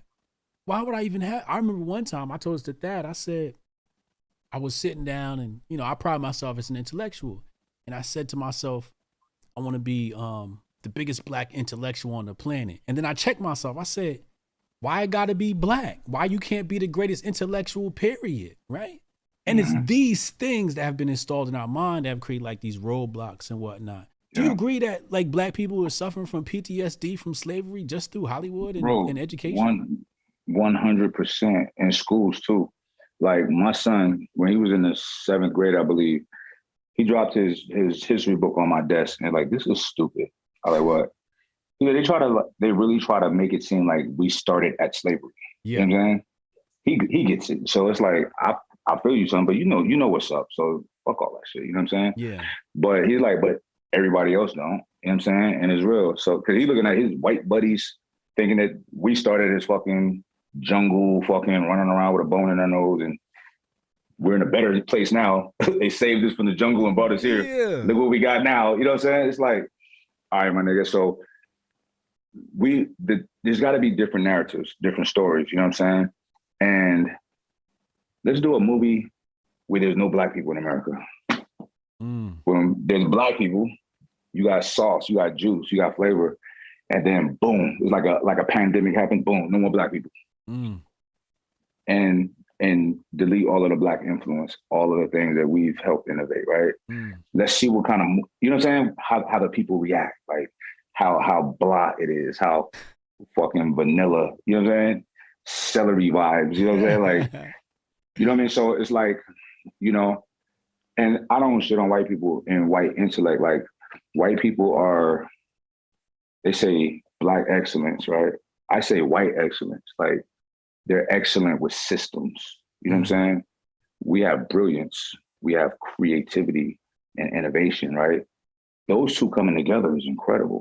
Right. They kind of blend now. That's why this country is so what it is. You know what I'm saying? But it could be better. You know what I'm saying? Right. And it's happening because I do see us collectively rising slowly. You know what I'm saying? But it is what it is. I'm not really, bro. I'm not super pressed about how things are. You know, right. shit is it is what it is. I do see us coming up more and more. You know what I'm saying?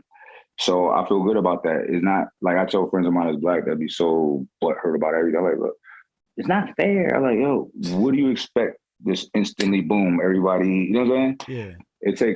These things take time, and you got to look at life like this. Like shit gets better and better. We used to be slaves legally.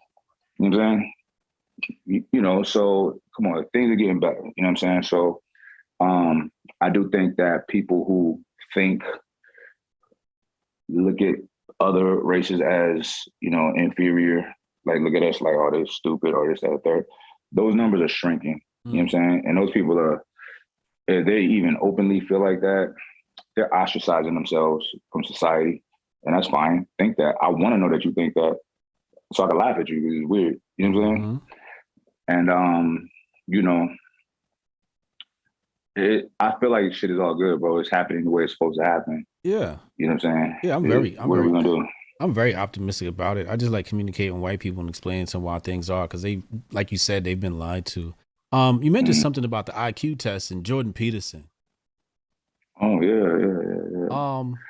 I remember the first time I took an IQ test. And I said the same thing you said. This how y'all measure intelligence? Right. Listen, I just took one the other day. I took it. I was coming from Savior's Day. I was in Chicago, and no, it wasn't. It was. I came back from Savior's Day. Then I went to Ohio, and I'm coming back. I was tired as shit, but I was bored on the plane, so I bought another IQ test and took it. You could just take it proxy right on your phone, the timer and all of that shit. And I scored like pretty fucking high. Like it was not the genius level, but it wasn't average. It was above that. You know what I'm saying? It was 5 categories, 100% in 3, 85% in 1, 75% in the other. So I'm above that, way above average, right? But I was like, damn, if I would have had some sleep and took this shit, you know what I'm saying? Yeah, and had a couple of math classes. but not even, bro. Like it's so here's the thing. Like I admire Jordan Peterson's intellect. I'm a fan. You know what I'm saying? I'm a fan of intellectuals. Like I'm a fan of Floyd Mayweather. Like, you know what I'm saying? Like great people. But there was a period where him and Sam Harris kept talking about IQ and who scores high and who don't. You know, who scores the worst? It was always us. I'm like, why y'all keep saying this dumb shit? Like, we don't even take IQ tests. Like, what do you need to take that for? Right. I don't even know what the purpose of that shit is, right? Yeah. So I don't know anybody that's taking it other than like me talking about it, and then we'll go take shit. You know what I'm saying? So it's like y'all made the game and saying we don't know how to play the game, but that ain't our game. You know what I'm saying? So I ended up actually doing research on, because as they're saying that, I'm like, okay, I see what you're saying, but motherfucker like LeBron James. I'm saying like geniuses, right? Like kinesthetic intelligence. You know what I'm saying? Like these people can survive. Can you? You can't. Right. You can't. And let's turn the switch off on the internet. Who's surviving? You know what I'm saying? So I started doing research on intelligence, right? And lo and behold, there's all these different types of measured intelligence, right? There's 9 of them. I'll send you a link. I wrote a blog on each one of them.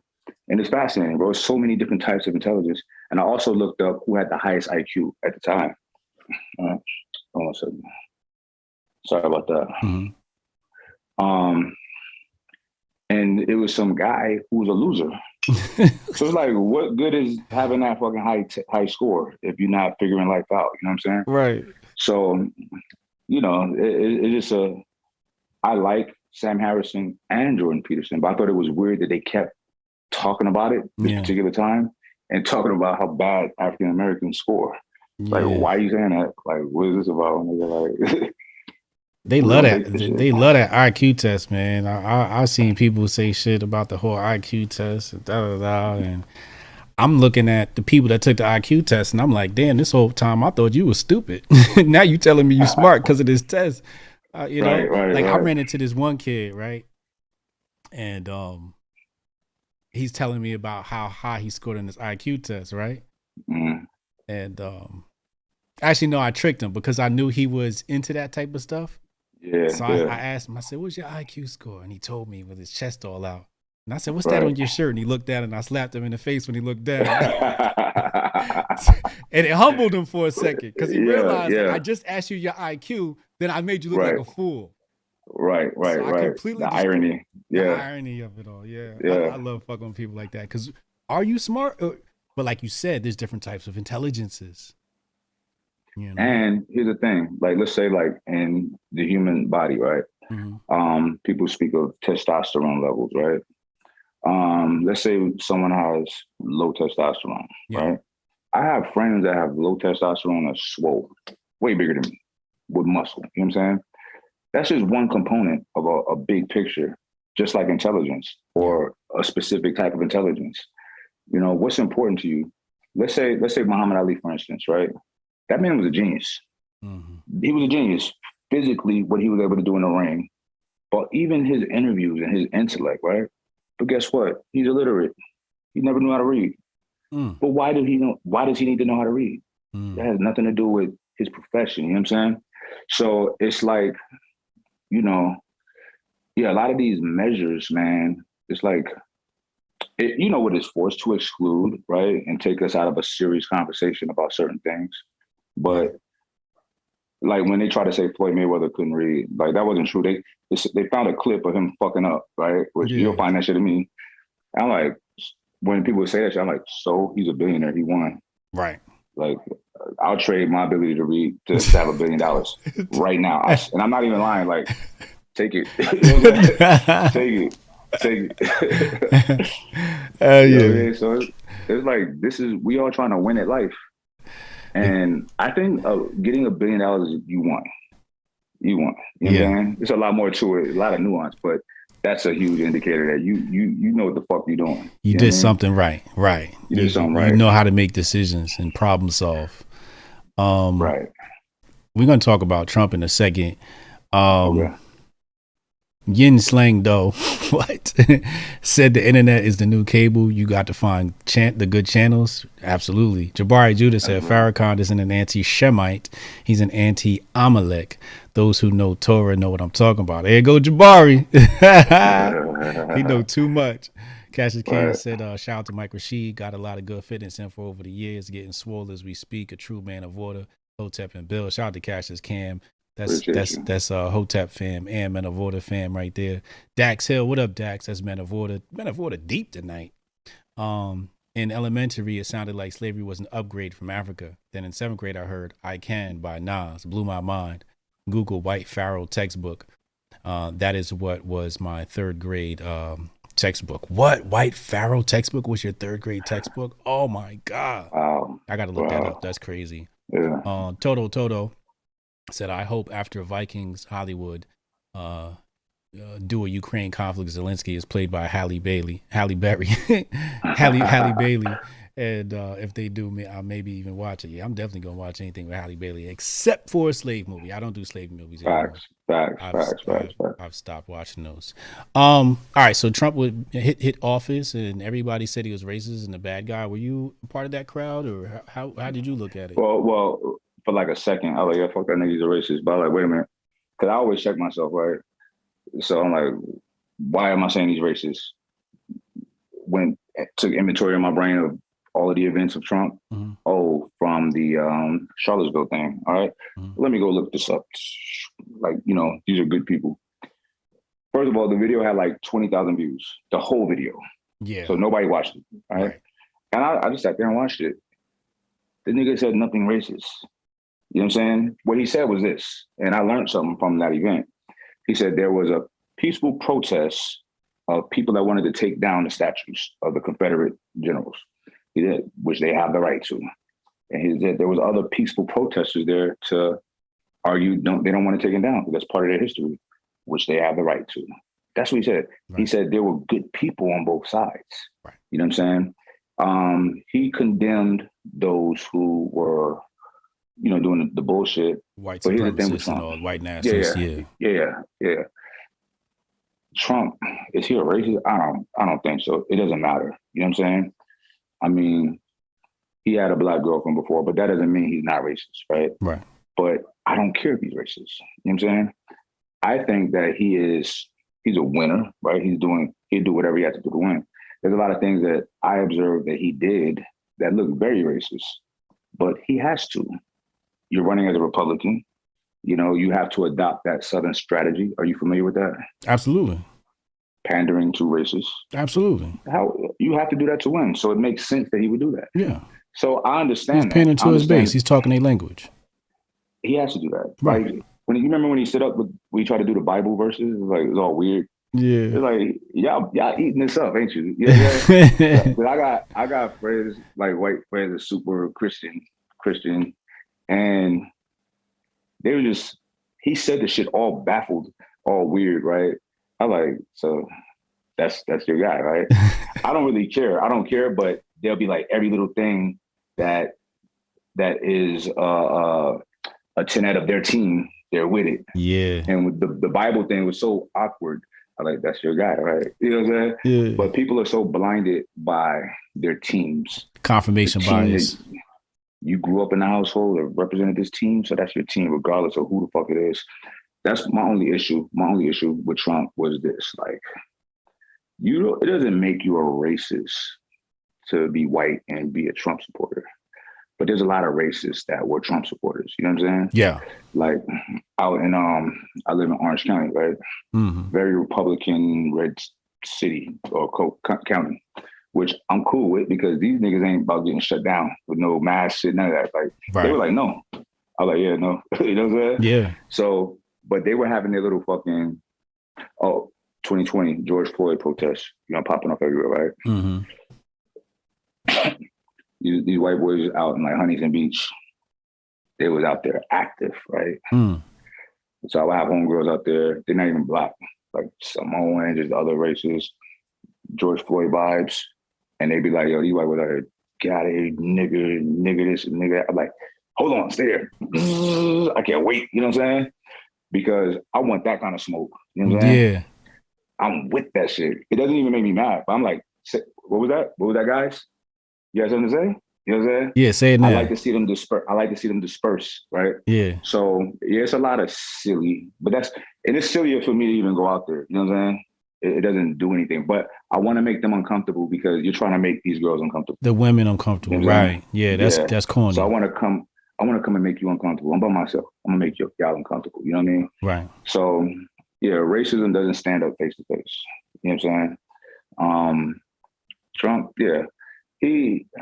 I think that he was very divisive though, you know what I'm saying? Mm. Because he's so rambunctious and not an eloquent politician, which I can appreciate that. But still his tactics, it made the country hot. Mm. You know what I'm saying? Because I'm around a lot of white folks and I'm seeing like, okay, I gotta go get some more guns. You know what I'm saying? Mm-hmm. That was the energy out in Cali at least. So, and I'm seeing cops that I know on social media hot. Like, damn, bro, like, really? You know what I'm saying? So, but Trump did embolden them. You know what I'm saying? And he knew what he was doing. He's not dumb. You know what I'm saying? And he would not back off of, pressing the line a little bit. You know what I'm saying? He was keeping his people happy. You know what I'm saying? Even though this is something that people don't realize. Cause I always say, like, he ain't racist, bro. Like, whatever. Like, my assistant, she's, super liberal. You know what I'm saying? She's so cute. And she's like, he's racist. I hate him. I said, why? Because he's racist. I said, what makes him racist? She says, he's just an asshole. Like, that don't make somebody racist. Right. But then I said, let me say something interesting. What he's done. If he's a racist, he's the only president that has classified the Ku Klux Klan as a hate organization, a terror organization. That's major. You know what I'm saying?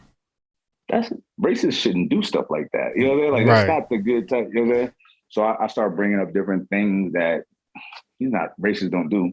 But she's like, well, he's just an asshole. I don't like him. I'm like, that's fine. Say that. Right. But don't put something like that on him, a racist. But here's the thing. Who cares? Right. What's a racist? Like, who gives a fuck? Right. You know what I mean? Yeah. Now, in policy, it matters. In systems, it's got to be obliterated. But people, I don't care to change people's hearts and minds. You know what I'm saying? Yeah. Yeah. So yeah. I see the Trump situation a little bit different than you. Oh, okay. what I see is if somebody followed Mike Rashid around all day, right? And then they cut it up and only put out when you trip, when you fell, when you stuttered, when you spilled, and then put that out, people would be like, oh, Mike Rashid's an idiot. I looked at it as the media divided the country.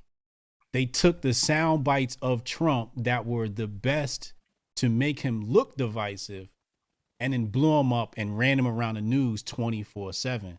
Because I wasn't a Trump supporter. What I define as a supporter is somebody who went and voted for him, bought his merch, and or donated to his campaign. So I was never a Trump supporter. Right. I was like, I championed his cause, like, yeah, go Trump, right? From my Twitter account. Right. Because I hated Hillary, right? Like, Yeah. her policies literally her everybody on the fucking Democratic left, right? Yeah. But I got a big problem with Gaddafi. Yeah, I got my key. Thank you. I got a big problem with a lot of stuff about Hillary. You know what I'm saying? You talking about the Libya? Yeah. Oh yeah. Libya, Haiti, Black America. You know what I'm saying? It's a lot. You know what I'm saying? So I would like fuck Hillary off rip and Bill. You know what I'm saying? So that's what I was seeing. Like I was seeing Trump, and then I was seeing Hillary, and I'm looking at people saying, "Yo, we voting for Hillary." I'm like, how could y'all even come to that conclusion based upon just the evidence? You know, it just didn't make sense to me because Hillary her rap sheet was so long of racism that it just didn't make sense. It's egregious. My position is this, especially when Trump was running for second term and Biden was running, right? Mm-hmm. And, you know, remember the Ice Cube thing and all of this shit? I was like, Black people, don't vote. Yeah. Don't vote. Let them fill that void, right? Right. We need to be on code and be collected, a collective community. Like, we're not going to vote until we can get X, Y, Z, You know what I'm saying? Because now you could say, people are saying, all right, see, y'all voted for Biden. Look what happened. Y'all voted for Biden. You know what I'm saying? So it's like, put it in writing. Don't promise me. Put it in policy. Like, make it happen. You know what I'm saying? So, and let's have a contingency. Okay, if this doesn't happen in X amount of time, this happens. You know what I'm saying? Like, we got to be, we just, people think that their vote, it gotta vote because it's voting time. Like, you don't. Here's the thing. I wish people would understand this. The federal government is weak as fuck, right? And that's by design. And I'm glad it's like that, right? We have a system of checks and balances that are out of this fucking world. Yeah. One thing I'll say about the founding fathers of this country is the framework that they created for this nation is incredible. This nation was forged on paper while we were not. We were considered cattle. You know what I'm saying? Women had no rights. Don't even talk about gay people. You know what I'm saying? So, but it had enough headspace for everybody to have rights. My nigga, if you want to become a woman, go for it. We don't give a fuck. You know what I'm saying? Mm-hmm. So it's not a nation of kings, right? You know, they had their fair share of that, getting their independence from England. So they're like, that'll never happen again, right? Mm-hmm. So our presidents are just a figurehead. You know what I'm saying? Right. For a temporary time being. Yep. And evidence of that, of how weak the federal government is how much Trump complained about not being able to do anything. Or Obama, for that matter. You know what I'm saying? Mm-hmm. Every election cycle, whoever is in, half the country hate him, half the country love him. That's the best case scenario for us. Because we can't have Venezuela. You see what happens. You know what I'm saying? So shit like that. So it's like, this is perfect. So, and I try to tell people, like, yo, what matters, if you really give a fuck, get involved in your city government, your local government, right? You can really have an impact on that shit, like in a meaningful way. You know what I'm saying? I know politicians, right? And these guys are dudes. These are niggas with money. I mean, niggas with jobs. Right. These dudes with jobs. You know what I'm saying? They're not powerful. They want money. They need our donation or even our support. You know what I'm saying? So, all right, what we gonna do? What we gonna do? You know what I'm saying? People don't realize how strong they are. You know what I'm saying? How much power we have. This sounds kind of cheesy and civil rights-ish, but The power's in the people. Power to the people. The people have the power, but we relinquish it by thinking, well, I'm gonna just vote. Yeah. Like, I'm gonna just vote. This is my side. I'm gonna vote. Like, look at the issues. You know what I'm saying? But look at local issues, the shit that affect us. And I try to tell people, like, they be so bent out of shape of a president. I'm like, yo, what impact has any president had on your adult life? You know what I'm saying? Because none of them had any on mine that I could think of. You know what I'm saying? Except for Biden. Little tax things here. Actually, and there. probably Biden's probably not hurting you because you're a millionaire. So it's not. There's nothing. I'm just saying, like, nah.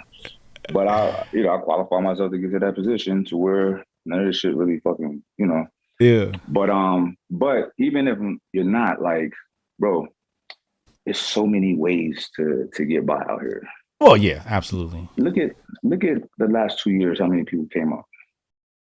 Look at all the money they was giving people with PPP loans and this and the third. And now he turned around and locked them niggas up too. Not all of them. It's the ones that was scamming. But yeah, it was the people that were like setting up. They were doing the worst of the worst. Right. I know plenty of people that bought houses. I'm like, what? And they're off the radar. Nobody's fucking with them. But they didn't do all this, buy Lambos and shit. You know what I'm saying? Yeah. I know plenty of people that bought houses. You know what I'm saying? So it's like, just take the steps and do the shit. You know what I'm saying? You gotta think about who creates these little fucking programs, right? Oh yeah. They doing it for them. Correct. You got to take advantage though. Everybody else just don't fuck with it. You know what I'm saying? And I'm like, yo, go get that money, bro. That's what I saw. Don't overdo it. Right. But go get that money. That's what I saw with Trump when he opened up the opportunity zone. Right. So to me, when I saw opportunity zone, I thought gentrification. Right. However, he was saying it like, yo, black people, come get this money. But because the media has smeared his name, nobody wanted to touch that money except for the smart motherfucker. You know what I'm saying? Right. But there was a lot of money. He's saying, yo, come get this money. There's opportunity zone. You can take this money. You can go fix up a little house, a little building, and do you. Yeah. Right? But you're right. Those programs are for the smart people, the intellectuals that know, okay, this president has opened up. I don't care Biden or Trump. Is a program open up? I'm going to go get me some money. Right. That's it. So question for you. There were, I know your heart, bro. Like, I fucks with you. There's a lot of blacks in the space that was super Trump, Trump, red hat, all of that shit. Yeah. That was on some real sucker shit. Yeah. You know what I'm saying? Yeah. They were, tell me if you noticed this, they were like, if you want to call yourself a conservative, fine. Okay. Right. But why is everything that you're talking about, reporting on, is against black issues? Yeah. What is that? Yeah. You know what I'm saying? And you know how many people they just assume that I'm this or that. I'm like, I'm none of that shit. Fuck all that shit. I don't even care. But people keep talking to me on social media, right? So I'll give them facts and truth. And they'll send me videos of blacks saying X, Y, Z. I'm like, if you don't quit sending me this goofy shit, like I'm like, oh, you're right, my bad. You know what I'm saying? And fall back on my position. So how do you feel about that? Like, I feel it was a lot of blacks that took the opportunity to just hate blacks. Like, and I'm exaggerating to an extent. No, you're not exaggerating. That's exactly what was happening. When you're black and you speak against black issues, that's sexy to white people. Yeah. So they exalt you. They embrace you. They put you on Fox News. You know what I'm saying? You get a look. What was your thoughts on that shit? And do you know anybody that happened to? That rode that wave? Nigga. Let me tell you, man. I went to war with them people. We had debates and I had my life threatened by some of these black conservatives because I challenged them, like. Who? You got liberty to say who? Like, Brandon Tatum was one. We had a debate and he threatened to kick my ass when he saw me. And I was acting a little out of pocket during that debate. But right. I'm gonna look that up. We gave Candace Owens Grifter of the Year award, right? I saw that. Yeah, so like my thing was it doesn't make sense strategically, because if you're saying, okay, we want the Republicans to get the black vote, but every time you turn around, you're not aligning yourself with the worries of black folks or anything black for that matter. It's just like, but you're right. Like for them, it was just like, Ahmaud Arbery or Sean Garner or, like for example, I'll say, yo, Mike Brown got murdered, right? And people like, oh, he didn't get murdered. He stole a Snicker bar from the store or something like that, right? Yeah. And I'm like, no, I'm still going to defend a black man's life no matter what he stole, because I believe that he still deserved to be alive today. Right? Yeah. And go, because that's how our, like you said, Constitution, you're supposed to see your judge and get judged by your peers. He didn't have that opportunity. He got murdered. Yeah. Trayvon Martin, no matter what you want to say, the kid got murdered. Tamir Rice, 13 years old, got murdered. So I'm like, George Floyd, he was murdered. And we saw that. And we watched it, right? So it's just like, all right, I understand George Floyd doesn't deserve statues all around the country, and he's no hero, and he had his drug problems and all of that. But why talk about that? Well, that's what they do, right? That's what you know who else had drug problems? Jordan Peterson. Derek Chauvin. Jordan Peterson. Like, you know what I'm saying? Like, right. People like, you know what I'm saying? People that are highly revered as these pillars of society. And my thing, like, I don't know if you peeped on the roommates thing, they threw Michael Eric Dyson under the bus because he said Peterson's a mean, angry white man in that debate. Did you ever see that debate? I don't like Michael Eric Dyson. I'm gonna tell you why I like him.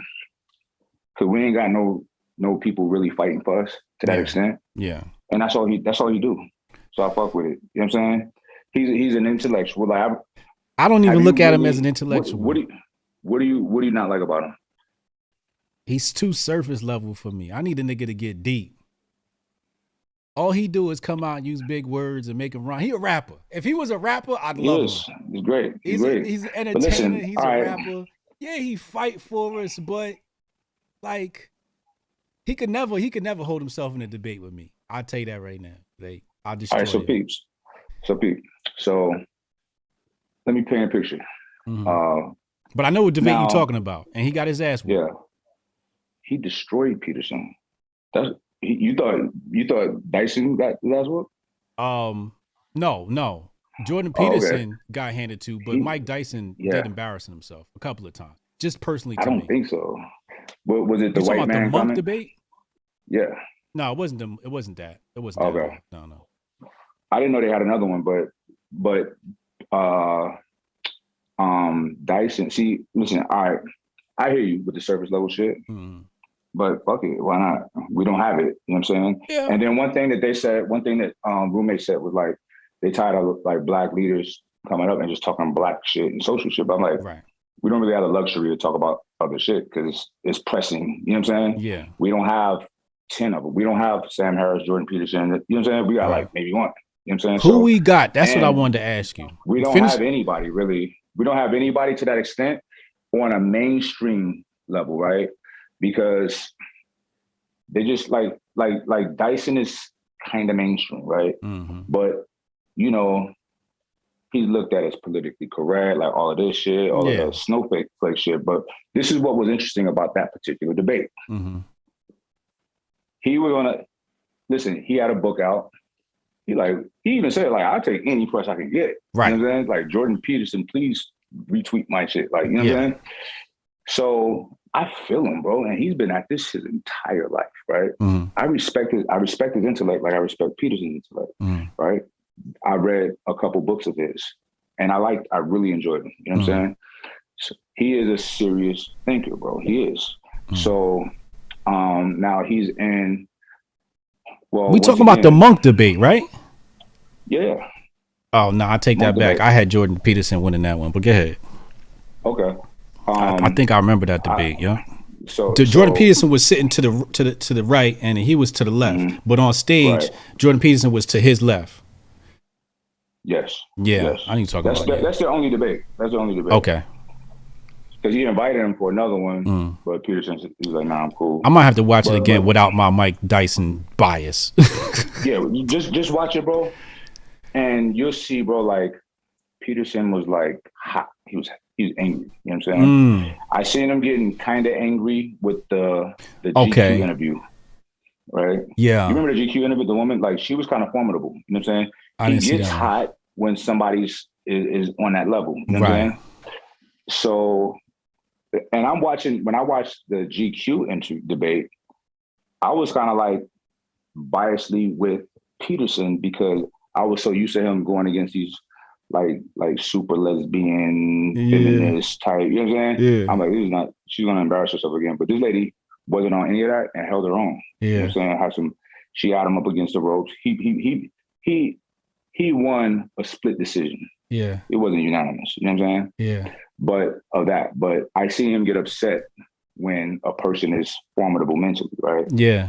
Now with Dyson, it was a lot of that shit. And here's what I don't like. I don't like the discredit of Black brilliance and genius, right? Right. He would mention like Beyonce, and she said X, Y, Z. Why is that like laughable? Why is that silly to y'all? You know what I'm saying? Just like, what's the little white boy? Shapiro, is that his name? Ben Shapiro? Talks about hip hop's not real music. Like classical music. I'm like, suck a dick, motherfucker. Like, I'll slap the shit out of you. You know what I'm saying? Right. But there's a lot of dismissal of certain tenets of Black culture. And like, okay, y'all laughing at his Beyonce quote, but Beyonce is that boss bitch. Right. Nobody's fucking with her on so many levels. You know what I'm saying? That shit matters. I don't care if she's a singer. You know what I'm saying? Her cultural impact and influence is massive. Her work ethic is stupid. It's stupid crazy. And I give a lot of respect to billionaires, like especially coming from Houston. And you know what I'm saying? Mm-hmm. As a singer, you know what I'm saying? Married to an ex-drug dealer. Like I fucks with that. You know what I'm saying? So anyway, that's the American dream. That's American ambition at its finest. Right. You know what I'm saying? These are real Americans. Yeah. But y'all dismissing that, right? Because it's not your way. It's not the way of academia. It's not the way of all of that shit, right? The snobby shit, right? Yeah. So I didn't like the framing of the debate. Like it was just going on why I'm making it simple. I'm simplifying it why political correctness is just bad for society, right? I'm like, but it's not. You know what I'm saying? I understand it's annoying, but it's not. You know what I'm saying? It's important. And if somebody's not nagging at y'all, annoying y'all, certain policies would never change. You know what I'm saying? So yeah, go ahead, sing the lesbians and you know what I'm saying? Just fix the shit, bro. Like we shouldn't even be in this situation. You know what I'm saying? Right. So, and this is no disrespect to white men, but political correctness is only a dirty word to white men. You know what I'm saying? They don't want to hear they don't want to be complained to. You know what I'm saying? And it's like, I look at it like this. So he called Peterson a mean, angry white man, right? And nobody talks about the context, right? First of all, they're talking about race, gender, all of these things. And I looked at Peterson the same way. Like I look at a lot of white people in my industry that I'm cool with, that are rich as fuck. They even like during COVID and all this shit, these motherfuckers just they pivoted their content to talk about mask mandates and this and all of this shit and their freedoms, right? When they lived in Utah. It's like, bro, nobody in Utah wears masks. You know what I'm saying? Like, I went out there for an event, summer 2020, niggas was normal as fuck. You know what I'm saying? Right. It's like, why you talking? You rich? What are you mad for? You know what I'm saying? Yeah. What freedoms of yours are being infringed upon? You know what I'm saying? Right. Motherfuckers standing with their guns and with their family on their fucking sick ass car. Like, this is so corny, bro. Like, what are y'all mad for? So he was saying to like Jordan Peterson, because he was hot. He's like, Jordan Peterson, you're mad, bro. He said, you mad, bro? He said, Jordan Peterson, the #1 bestseller, and Jordan Peterson. He said, you're just a mean, angry white man. And you could tell people were like, you know what I'm saying? Like, he said white. I guess to them, saying white man was like saying a nigga, right? So Peterson was hot. He's like, well, I can't believe you would stoop to that. And maybe I am mean, you know, but call me white. I'm just like, but you white. Yeah. You know what I'm saying? Yeah. And then he started talking about how he's an honorary member of the Native American tribe. I'm like, all right. All right, my nigga, that's cool. You know what I'm saying? Like, it started to go. You know what I'm saying? So the debate was kind of over after that. And now Michael Eric Dyson isn't a serious person because he called him a white man. He brought in race. I'm like, but why not? You know what I'm saying? Yeah. He didn't call him anything derogatory. He used it as a descriptive term, which I think he's white, right? Like he's white. And he attested and conceded to the fact that he is a mean person. He said that. Yeah. Then, well, maybe I am kind of mean, but to call me white, I'm like, so, you know, that shit bothered me, bro. It's like, why? But anyway, why I fuck with Dyson is because he know he's going to hostile territory. He like, fuck it, I'm gonna go scrap. It is what it is. I'm still fighting for you niggas. Yeah. You know what I'm saying? Yeah. And because we in a day and age to where you fight for us, you get, you know what I'm saying? They unplug you. You know what I'm saying? Which is egregious. Like when I think of Minister Farrakhan, it's like, look, when you're around any Nation of Islam function, right? Brothers come correct, right? Extremely polite. Yes. Extremely pleasant. Humble. They don't look humble. They make everyone feel warm and welcome, right? They preach marriage. They preach health. They preach like no drugs, no alcohol, right? These are very conservative. This is the epitome of conservatism. That's conservatism. I mean, Trump is not a conservative, bro. Right. That's just a term. Right. You know what I'm saying? But that's conservatism, right? So you don't want this man to reach me. You want me to keep siding and busting my gun and calling women bitches and all of that shit? Because he won't allow me to do that. So the fact that y'all want him, you know, like, what is the reason why you're separating him from the rest of the world? You know what I'm saying? You're making him not a serious person because you Google him, it says he's a racist, black supremacist, anti-Semite. There's a first shit, that shit hurts me because he's not. You know what I'm saying? And he's good for our people.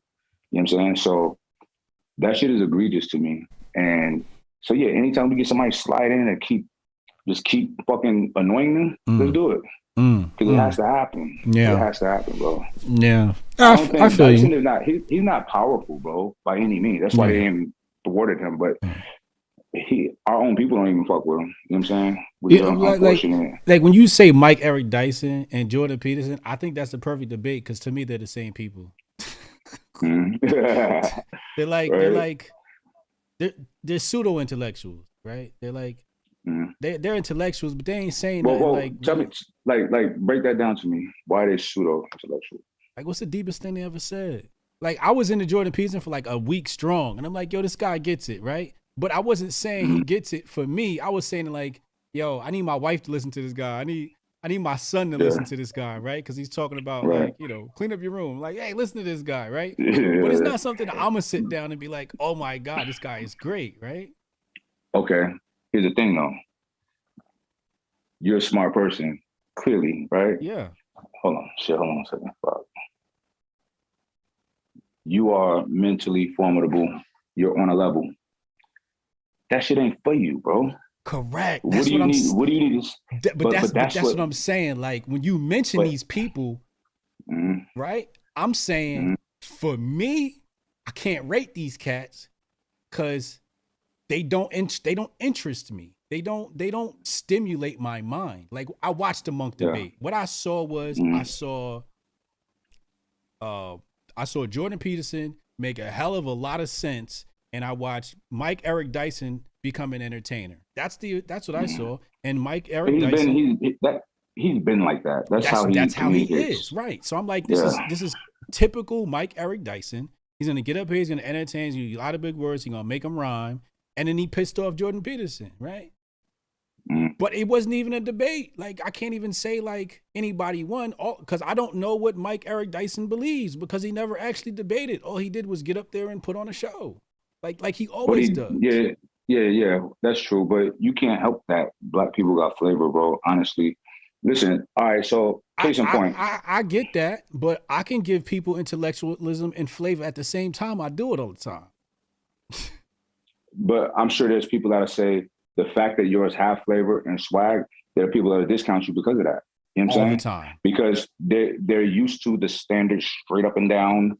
I wear my suit, I cross my legs like in a feminine way. I don't even know how to do that shit and deliver. Like, you know what I'm saying? So it's like when I'm interviewed by white dudes, I wear my grill.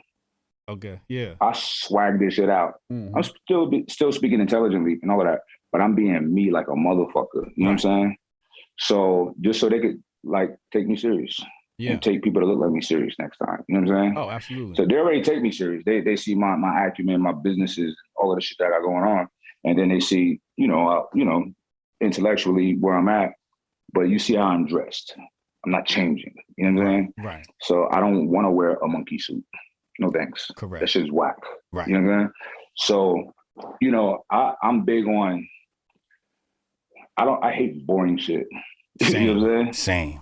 So I want motherfucker to be swaggy, but still you giving me some meat, some food. Yeah. And we need that kind of shit, bro. Absolutely. But Peterson, I fucks with him intellectually. I like some of the shit that he do say, right? And I like how he explores certain stories of scripture, right? And try to take a deep dive into that to find, because I do shit like that, bro. But I admire people in academia because they have the time, this is their job, to just fucking be there in that space. Right. You know what I'm saying? Right. I don't have that kind of time. I gotta make money. I don't make money like that. You know what I'm saying? Right. And, but I wish like in a different life that I can be, that's my profession. That would be dope. You know what I'm saying? But I do admire that. And I do get, they make me think about certain things in a certain way. Like, oh, I didn't think of that. But Peterson, there's plenty of things that I say that people be like, oh, Jordan Peterson? I'm like, maybe he said that, I don't know, but this is my thoughts, you know what I'm saying? Yeah. And I don't really knock him. I brought up the drug thing, right? Because it's like, we get slapped with all of that shit, right? But they get exalted, bro, and they be having these fucking problems. Yeah. You know what I'm saying? Absolutely. And I was talking to my friends about the shit. We were talking about it recently because I mentioned it in our roommate debate because they were like, so Jordan Peterson fuck Dyson because Dyson said the white man line. I'm like, yeah, I didn't even remember that. So I said like, well, Peterson cool. He say some cool shit, but he's teaching young men to be strong. But he said that, he got addicted to these pills when his wife was dealing with her cancer. I'm like, my nigga, we don't do that, bro. Yeah. What are you talking about? You know what I'm saying? Yeah. So, especially as an adult, 50-some years old, you know what I'm saying? Like, we don't do that. Right. So it's like, I judge, and the source matters to me. Who's giving me this information matters. And this is a weakness of yours. So I hear you. Sounds great, but you're not that guy.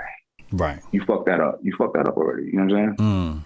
And, a brother of mine, last night we was talking about this very same topic because he's like defended him. And I said, bro, I like the guy. I'm going to go see him speak when he comes out here. You know what I'm saying? But I'm just saying from a leader standpoint, it's not as valid. You know what I'm saying? Because teaching young men how to be strong, great. And he's feeling this. I've seen the tuxedos and the weird little sock thing he's doing. I'm like, what is it? You didn't fly? Like, all right. Gotta have some swag, like cool. But it's like, bro, you fragile. You know what I'm saying? It is what it is. He's fragile. And I can honestly say I'm not. You know what I'm saying? So, and that's the only reason why I'll say that, because I'm not fragile. Right. I've been tested. You know what I'm saying? Yeah. So, and his initial test was an easy test with the transgender people and all that shit. That was an easy victory. You know what I'm saying? Yeah. So it's like, this is, and I said that to the guys. I said, your man rose to prominence over that shit, the transgender things. You know what I'm saying? Whereas, Dyson, I feel you, bro, but Dyson, he's been at this his whole life. Absolutely, yes. So, not things that's hurtful to other people either. You know what I mean? So it's hurtful to people, the white power structure. That's it. Yeah. You know what I mean? Yeah. But no, I mean, bro. Go ahead. I'm sorry. Nah, go ahead. Nah, ain't shit. No, I'm just saying, like with Mike Dyson, it's like my criticism is just like how you would criticize a rapper, right? Like, hate the dude. I don't dislike him. Yeah. I'm just like, I don't like this rapper. He just don't spit the bars I want to hear. You know what I mean? I want to hear some gun talk, and I want to hear some coke. Right. Like that's what I want to hear in my rap. Right? Same. When my intellectuals come, I want to hear that Farrakhan shit. You know what I'm saying? Yeah, yeah. And he don't give me that. So it's just like, right. get out of here. I want to give me where's Yeah, Farrakhan. nah. I feel you, bro. I feel you. And Farrakhan, that's my genesis of this shit, right? Yeah. But I'll take the little guys to, go keep working, bro. Right. Like I yeah, said, keep annoying them. Even the lesbians. I keep saying that because I'm funny. Even the fucking, you know what I'm saying? Yeah. Keep annoying them. You know what I'm saying? Keep Right. annoying them. Like we gotta, because I'm not out there doing that shit. I'm not a not civil rights, but social speaker, none of that shit. Yeah. I'm not, and I don't, and listen, that became a dirty term. I'm like, social justice warrior. I think that's a good thing. You know what I'm saying? But it's weird that these positive terminologies are dirty words. And you want to use like a fucking transgender feminist lady as the representative of these terms. You know what I'm saying? When that's not nice. And it's not accurate. You know what I'm saying? Right. But that's what they do. So we don't have to talk about these issues. And it gets us in their mind state. You know what I'm saying? Like we started agreeing with them. When homie, Hafiz, I think his name is, the way that he was defending Peterson, he was offended that Dyson called him an angry white man. Really? And I was like, my nigga, what are we doing here? And I like the guy, bro. He's a nice guy, but that was interesting. Kind of like, I don't want to be disrespectful, and I don't mean this in any disrespectful way, but times of slavery, when we would take on the slave master's pain, you know what I'm saying? Like we sick boss, like we, you know what I'm saying? Yeah. Like, nah, bro, let them, you know how many black people I had to tell, like, bro, Trump don't need you to fight for him. You know what I'm saying? Right. Like people that was like getting in the shits. I'm like, bro, they don't need you, bro. Right. They don't give a fuck. When this shit is over, bro, when the shit was after the little insurrection shit and Trump kind of like threw the niggas under the bus, I seen so many like diehard like white dudes, like the fight just left, their spirits just left. They was like, and they were like, man, fuck politics. Like, you know what I'm like, wait, where we going? Y'all don't want to talk no more, right? But I was telling blacks this too. There's one brother in particular. I'm like, bro, we need you. You smart, bro. You powerful. You know what I'm saying? Your people need you, because his fan base, his audience was white, because he wasn't that popular before. He said a few things, and then all the white people supported him, right? And he went on Fox News, all of that shit, right? Red hat every day. And it's just like, and I typically have a hostile energy towards people like that, right? But I heard him out. I was like, okay, he sounds kind of measured in some of the things that he say, right? I'm not 100% mad. Maybe I can kind of nudge him, not to no Democrat shit, but just to some black people shit, because he's black. Yeah. And you a nigga to them, bro. Right. They're using you. Yeah. What I was trying to say to, like, I would hop in his comments, right? And they would immediately. Oh, yeah. And I was cool with it. I said, hey, bro, don't let these people use you. You know what I'm saying? I was saying nothing but good things. And I said, you're a beautiful, intelligent brother, and we need you. Your people need you. They don't need you. You know what I'm saying? And they're not gonna ride for you, bro. No. We gonna ride for you. Right. We roll for bitch ass OJ. You know what I'm saying? We gonna ride for them too. That's the thing. They'll never ride for us. You know what I mean? So it's just interesting, man. Like when the economics come into play and we have social media and people start getting attention, how far off they go. Candace Owens, perfect example. You know what I'm saying? That shit is crazy. Yeah. But it's lucrative. But you kind of want to work. Like, I kind of want to sit down with her. Yeah. You know what I'm saying? Yeah. Because it's gonna be some real shit in a very, very pleasant, humble, not humble, but you're not gonna get nowhere. I'm not gonna be combative with her. You're not gonna get nowhere. But I know how to extract what I need to extract. You know what I'm saying? Right. I've been dealing with people all my life. Yeah, you'll definitely be able to extract something. Yeah, and for people to see for themselves. I did it with Fresh and Fit. I do it with everybody. Like when it's like a vast contrast of ideologies that I think is wrong, I let them flush it out. Right. so people could see there's no legs under that shit. You know what I'm saying?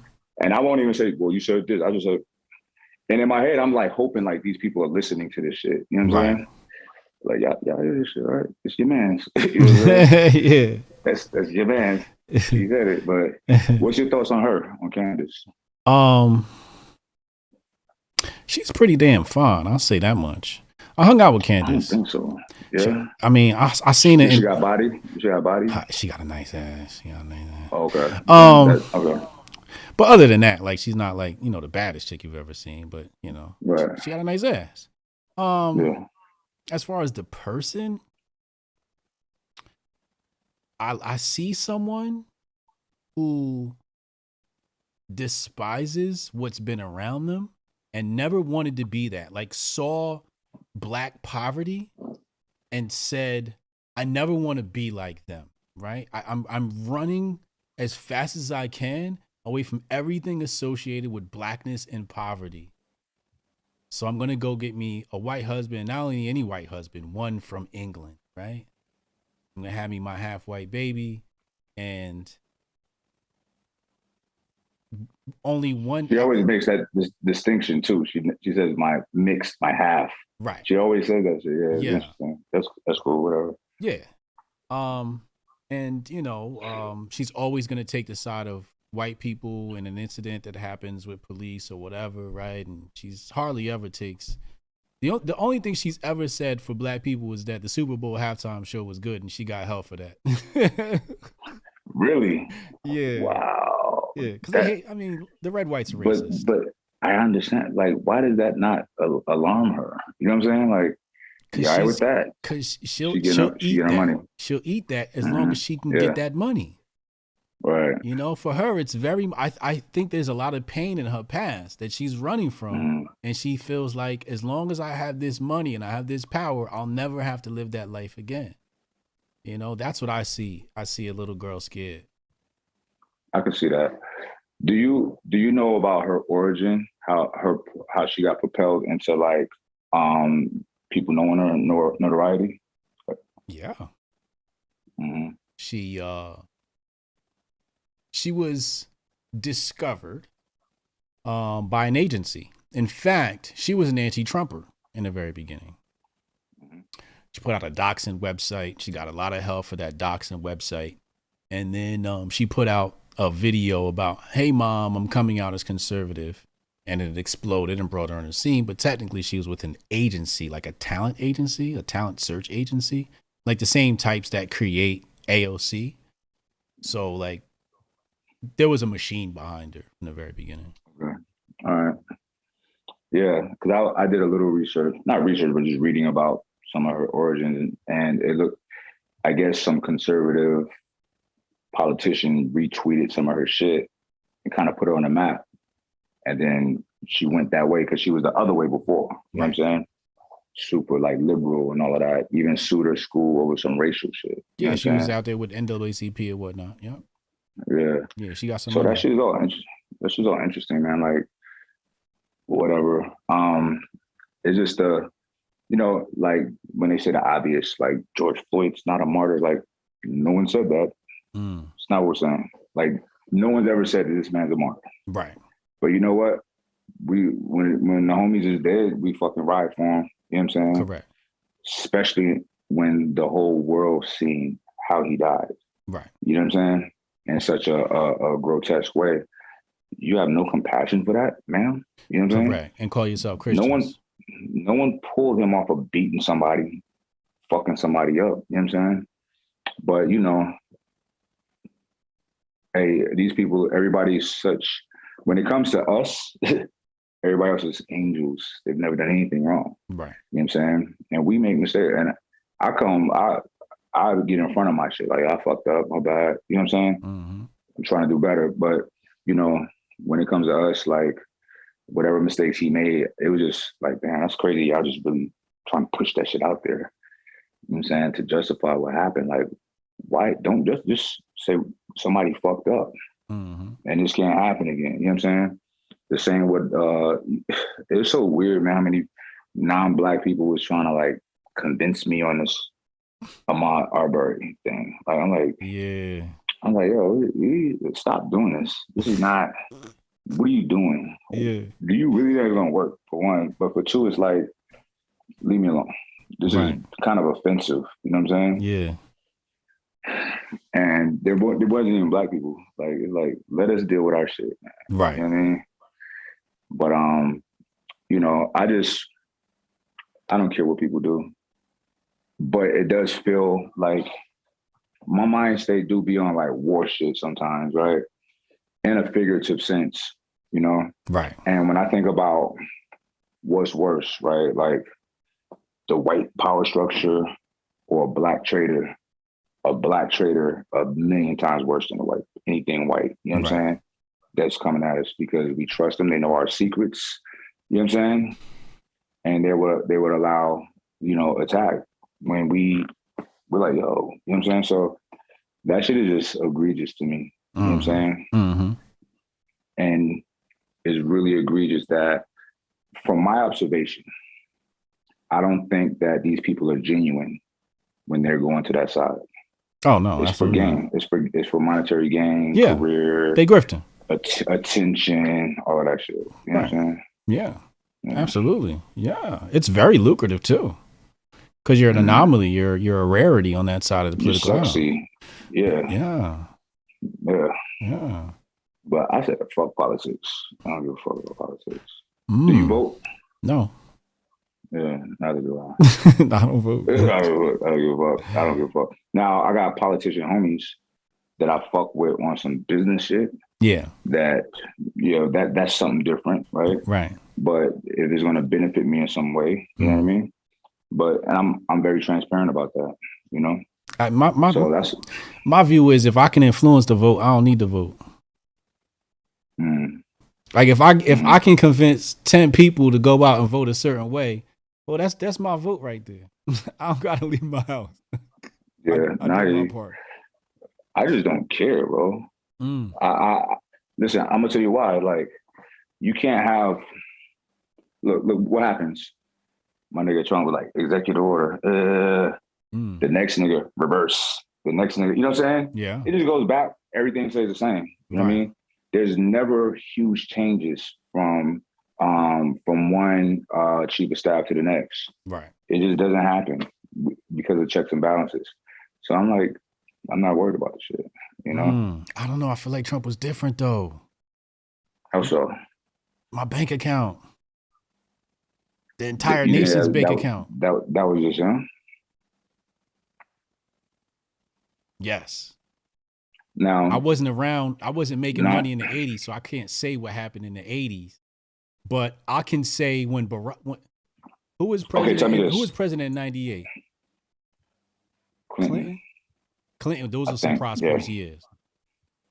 All right, so tell me this. It was not 98. I was fucking off. I was like, my life before was underground. So no, they didn't know I existed and I was making money. So yeah, there was illegal shit. But can you identify what about Trump helped you grow your bank account? What about his administration or policy? Let's see. How about we start with energy costs, which had the gas real low. Let's talk about how I experienced nearly 100% gains in the stock market because of the confidence that Wall Street had behind them. Then by him being a capitalist and not approving socialist policies, it freed up disposable cash for people to buy my products.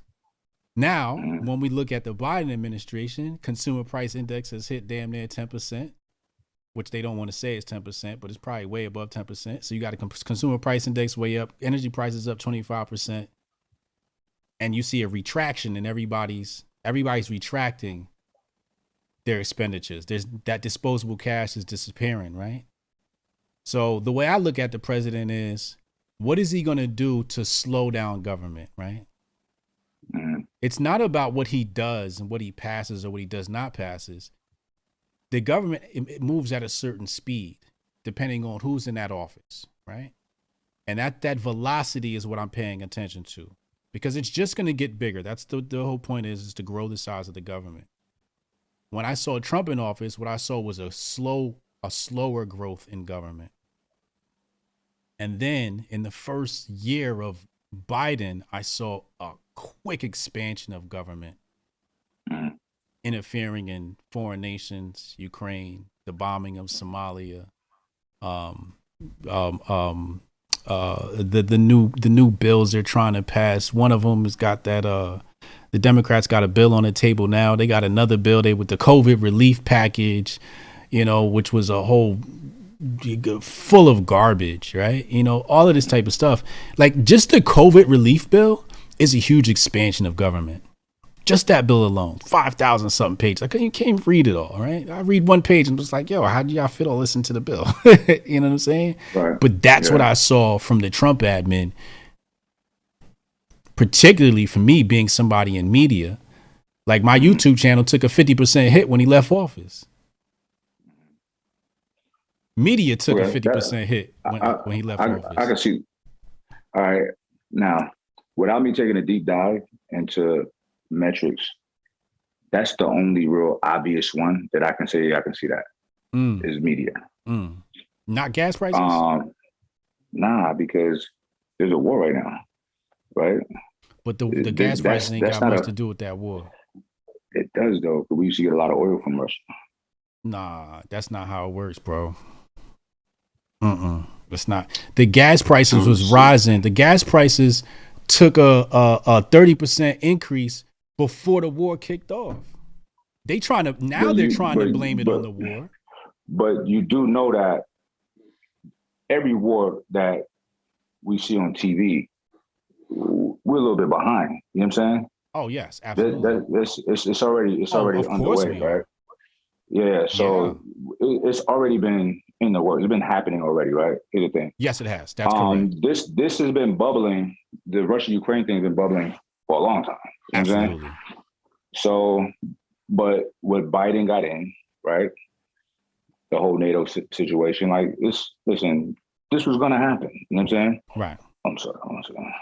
But anyway, 2020, like I'm in one of my headquarters right now, right? Okay.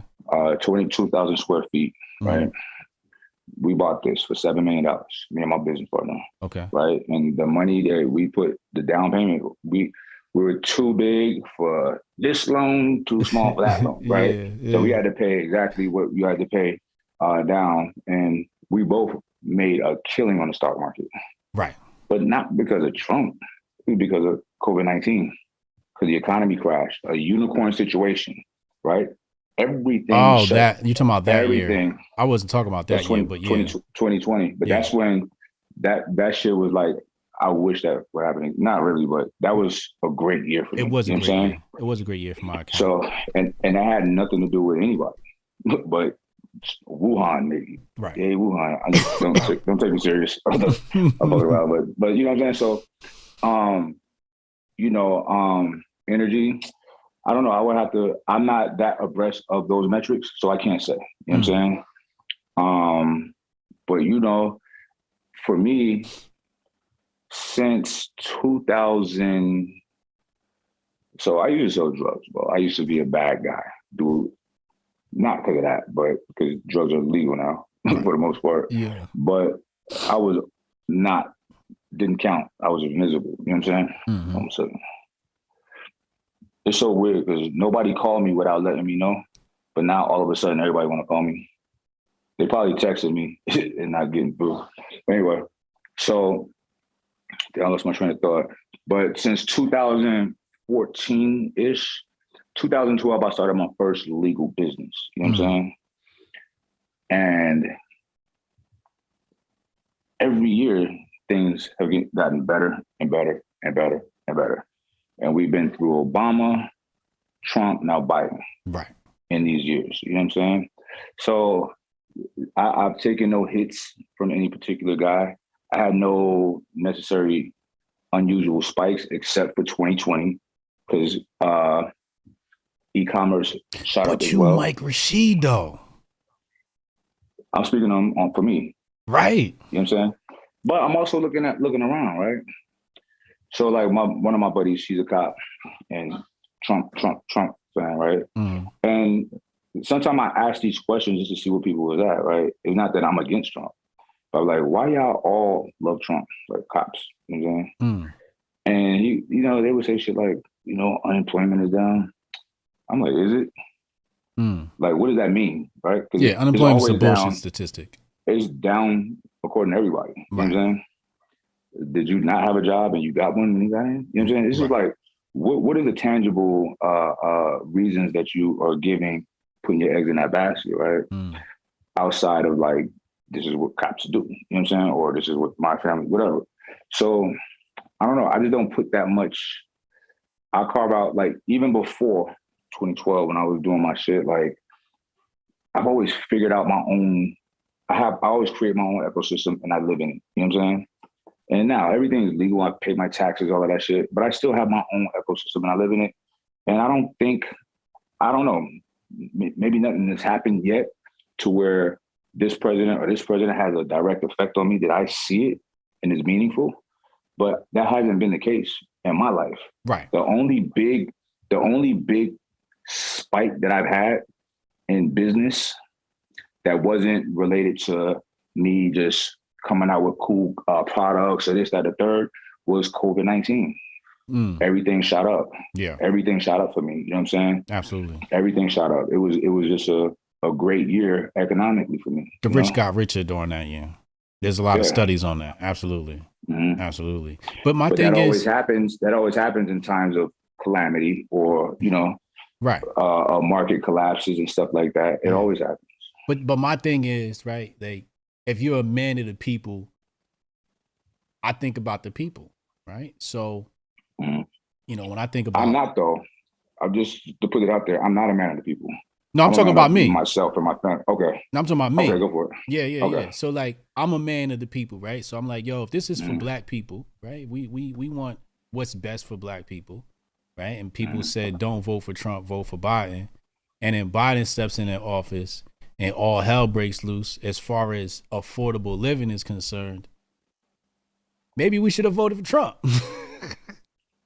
See, now that's something tangible that I could fuck with, right? Okay. But was that really the case though? You know what I'm saying?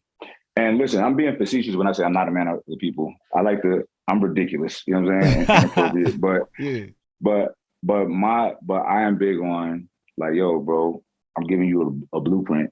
You know what I'm saying? Like, I start building my... You giving people the subconscious mentality they need to have to overcome. Right. And people have to... Well, what Mike's doing here is he's trying to show you how to posture your mind. He's not dismissing the problems and saying that they don't exist and people shouldn't be concerned with them or anything like that. What he's saying is, here's the mindset that allows you to be impervious to these things. And with this mindset, whoever is in office doesn't affect you. I know exactly what you're doing, and it's fucking brilliant. Right. Even the things going on, it's like, this is the most basic analogy or example of how I see life. Mm-hmm. I had a condo in Miami. We're on a 43rd floor, right? And it's a busy building, right? So me and one of my guys, we going upstairs, and 43rd is the top floor. So it's like a Saturday, so everybody's getting in and out, right? Yeah. And my guy is like every time the door open, I'm like, bro, people live here too. They're gonna keep coming in and out. Yeah. You're making it worse with all of the huffing and puffing. Just chill out. Yeah. We'll get there. Don't worry. You know what I'm saying? So what I mean by that is always shit happening. Right. Always. It'll never be just smooth. That's not a thing. So with that being said, adjust and act appropriately. Fuck it. And I always tell people, they came in, like, I cleaned up my life in 2011, so doing all the right things, but I also was a fugitive in 2010. I was a fugitive, right? From 2009 to 2014. So, but I'm building legal businesses, all of this shit. And they came and got me in 2014, the U.S. Marshals, right? So here it is, like, damn. When you go to jail, when your life is good, you're living a good life, and you got good people in your life, it fucking sucks. Right. It ain't the same as when you out in the streets. You know what I'm saying? She's like, fuck. And then I had a social media following. I'm like, now they're gonna think I'm a piece of shit. You know what I'm saying? Yeah. But what I did was this. When I bonded out, they put this big ass ankle bracelet, GPS bracelet, right? Metal. It digs in your skin. You feel it every time you walk. It sucks, right? You gotta plug it into a wall 4 hours a day, right? But what did I do? I just started wearing cargo pants, boots, still shot my YouTube videos, not once said anything about my problems. Kept a smile on my face. Remember the shit that my father told me when I was young? When you're going through shit, this is when you develop character. You know what I'm saying? So I proceeded with my life like I didn't have this big ass case over because they're trying to give me 15 years, right? It took me a year, but we beat that shit. You know what I'm saying? I was so grateful, bro. And there was times of like wanting to be depressed and shit and just say, fuck it, man, fuck this shit. But what good is that gonna do? You know what I'm saying? So now imagine if I would have stopped and got free. It would have been, I would have fucking wanted to go back to prison. But you know what I'm saying? Like I fucked up a hell of an opportunity. But now I kept living my life as if nothing was happening, right? And even when I was in jail, I had to sit there for a minute because my bond was $1 million, right? So we had to fight to get it brought down. So while I was in there, I started writing my programs, my ebooks and shit like that. I'm like, I'm making jail my bitch. I have free time now. So I'm gonna do this, what I should have been doing out there being busy. You know what I'm saying? Making money from in there. You know what I'm saying? So that's, for me, life is easy. If you just pounce on everything, you know what I'm saying? You know, don't, you know, of course shit gonna happen, but make that shit benefit you. You know what I'm saying? Or not. It's okay. You know, Right. That's all you know? Yeah. I mean, pressure busts pipes, but it also makes diamonds, right? Bro, I say that every day. People so tired of saying that shit, bro. I tell people that work with me too, like, I be putting a lot of pressure on people, and I'll be like, look, it's not for everybody. And I give them that, and they tighten up. You know what I'm saying? You got to, man. Yeah. P from around the way say, I love Mike, but I think he's been rich too long to appreciate economic difference between Trump and Biden's admin. Oh, we just addressed that. Yeah, he's trying to give you the mentality you need to have. Def Jules, thank you, But bro. also, but let me explain. Like, it's not even been meaningful enough time to see a huge difference from Trump to Biden economically, according to this guy. Like, it's not even a year. You know what I'm saying? I think that's what people trying to say. It's not even been a year and it's already shit turned to shit. Really? It's shitty out here, Mike. I need examples. Maybe hey, I don't. You just got to go to all you got to do is go to the gas pump or go to the supermarket. So here's the problem. So here's the problem that's coming is it's not like Juanita who got to get her car, you know, put gas in her car. Yeah, she gonna feel it, right? The problem is logistics is gonna get messed up now. The truck is gonna be like, oh, I'm not gonna do as many hauls this week because it's not profitable. But in order to make it profitable, I'm gonna have to increase the cost for this haul because I'm not making any money to haul this load. And then the food people are gonna be like, well, since I'm paying them more to get it there, y'all gotta pay more. So it's this constant like increase in prices, which is also creating shortages. So you have a lot of people complaining about like when they go to the supermarket. Like my homie went to the supermarket the other day and he took a picture. He's like, look, the freezer right here, the shit not broken, and was completely empty, right? This is a gentleman mystic. I got you. So it's that type of situation where people are like seeing it at the supermarket. Okay, so I got something for you. All right. So another thing that did happen during COVID was the ports. Shit got real weird, especially in China. That shit was terrible. This affects me and my business, right? Because we import a lot of shit from overseas. You know what I'm saying? So there's limited spaces on these fucking ships, right? Right. So now what they started doing was you can have trailers that's supposed to be on it, but now they're like, yeah, I know you're supposed to be on here, but who's going to pay me the most? And I'm putting them on there. It's like some extortion shit. Yeah. This is pre-Trump, so it's this kind of thing happens. Pre-Biden. Yeah, pre-Biden. I'm sorry. Yeah. This kind of thing happens, bro. Right. And this was also an effect of like, I guess COVID. They blame everything on COVID. Yeah. You know what I'm saying? Like, yeah. But we, you know, certain things business wise that we had to adjust, pivot, and be creative. You know what I'm saying? But even like, let's say I don't sell whey protein. I only sell vegan protein, right? Mm-hmm. But the whey protein, the market is so fucked up now. They're going to be charging people $100 a bag. That industry, that part of the industry is going to die because there's already not good margins there. You know what I'm saying? So yeah, that whey dairy, that shit is really. It's like when I was reading this shit, I'm like, yo, I'm so glad I don't do that shit right there, right? So there's a lot of pivots that we've had to make business-wise to adjust and pay more for certain things. You know what I'm saying? And that's been like 2 years now in the making. You know what I'm saying? So, but I don't put that on Trump either. I put that on the conditions of what was happening at that time. You know what I'm saying? And we're still, I don't understand why, but we're still dealing with it. Right. You know what I'm saying? And I'm a car guy, right? Bro, we got to pay $100,000 over sticker for the fly shit. Right. Because of COVID. Right. But they're not explaining why COVID. You know what I mean? Yeah. But what do you do though? You know what I mean? So for me, I hear bro, and I will never discount what one feels from one president to the next. Because certain things I don't feel or they're not that meaningful to me, right? Like gas prices and shit like that. But the things that have been more like that I can really feel, they've never had, so far, they don't have anything to do with any particular president. And this is the only time I've ever felt anything is from 2020 on to now. You know what I'm saying? I felt a lot of good shit, but I felt a lot of like, all right, I'm not even saying bad. Now let's refigure things out. Right. You know what I'm saying? Right. Yeah. Yeah, absolutely. COVID was a bitch. Dev Jules said Planta is the best protein powder I've had. Great conversation here. Shout out to Dev Jules. I got one more last question before we get out of here, and it has to do with a cartoon by the name of Dragon Ball Z. Oh, Simeon gonna love this shit. You ever watch Dragon Ball Z? I've never seen Dragon Ball Z in my life. For real? I swear to God. I don't know how I missed that. I never even heard of it until I was like 25, 26. Okay. I never even heard of it, bro. Yeah. I got dragged into it by the homies. My homies was like geeks. They was the ones that would like get the Japanese video games and like jailbreak the PlayStation and do all of that shit. Okay. They was them type of cats. Piles of comic books. So that's dope. They was telling me about it. No, go ahead. When I was locked up, I was heavy into comics, right?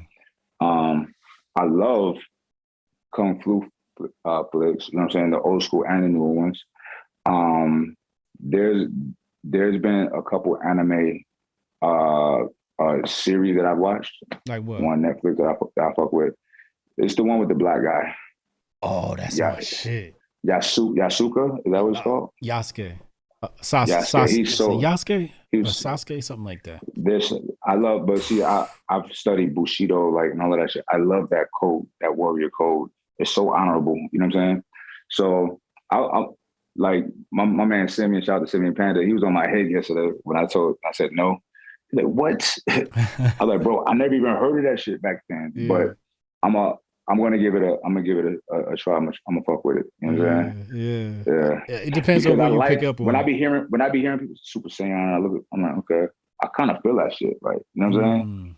There's a lot of shit that I don't fuck with, like Game of Thrones. I'm like, I'm good. You know what I'm saying? But that Super Saiyan shit, it sounds like it might be up my alley. You know what I'm saying? It's up your alley. It's like when you hit your limit and you like, fuck it, I'm gonna go beyond. I like that. It's very interesting. It's very interesting. But the Sasuke, the Yasuke, I watched that as soon as it came out. That shit was classic. I might watch it again. They need to make a video game out that shit. That's dope. Oh yeah, the black samurai with the afro. And he's real. I looked that up. Yes, he is. Yes, it's a real story. Yeah, that's correct. Yes, that is true. He was actual black samurai. Yeah. All right. So speaking of samurai, real quick. Hollywood, The Last Samurai. With Tom Cruise. I like the movie. The movie was good, but I'm like, really? I made it about the white dude. The drunk white dude saved the Japanese folks. Okay, he's the best. He's the best samurai. All right, that's what's up. Yo, white people should be like, come on, bro, don't do this. You know what I'm saying? Like, nah, you're gonna make us look silly. You know what I'm saying? Like You gonna make it look like we're fabricating this shit. You know what I'm saying? Yeah. It's crazy. That shit was hilarious to me. Great movie, but it's just like, yeah, I can't believe this shit. Right. So the reason why I asked you about Dragon Ball Z is because I asked all my guests the same question. So in Dragon Ball Z, Oh, huh? well, hold on real quick. Yeah. So you didn't see the post yesterday about Dragon Ball Z? Nah. Oh, that's crazy. That's deep. That's heavy. Why? Because I did a Q&A and somebody asked me, do I watch Dragon Ball Z or ever watch it? And I said, no. And then my homie was like on my head, like, what the fuck? Like, nigga, you know what I'm saying? Yeah. Okay, so that's dope. That That's shit's dope. a classic. This is confirmation that I gotta watch that. Yeah, you You know what gotta I'm check saying? it I'm out. gonna start tonight. I don't even know where to tell you what. Let your homies tell you where to start. Okay. Because I don't start in the very beginning. It's not like that. I mean, then you're going back to like Dragon Ball and there's no Z in front, right? And then it's just like they're little kids and there's no Super Saiyan. It's not. Oh, so I'll start at Z then. You got to start. If you watch Dragon Ball Z, you got to watch GT because if you don't watch GT, you're gonna get a slow version of the story. GT they speed it up because the thing with Dragon Ball Z is they never get to the point. Okay. Like the fight, that's like one fight, gonna be like 20 episodes. That's dope. He gonna charge up for 5 minutes. You know what I mean? It's like That's a lot of dialogue. That's dope. But There's a movie, bro, called The Green Knight. Are you familiar? Have you heard of it? Try to watch that. Okay. It's just dope, bro. But Dragon Ball Z and that long fight you're talking about, it sounds like some real manhood testing and heroic journeys. It's definitely you know what I'm saying? Yes. In fact, they got this one where Vegeta's my favorite. In the comic book, he's the protagonist, but in the cartoon, he's the antagonist. Or Goku's the protagonist. But they have an anti-gravity chamber. So they training and turning gravity up like 20 times 20,000 and training in the gravity chamber. Make it harder. That's dope. That's so dope.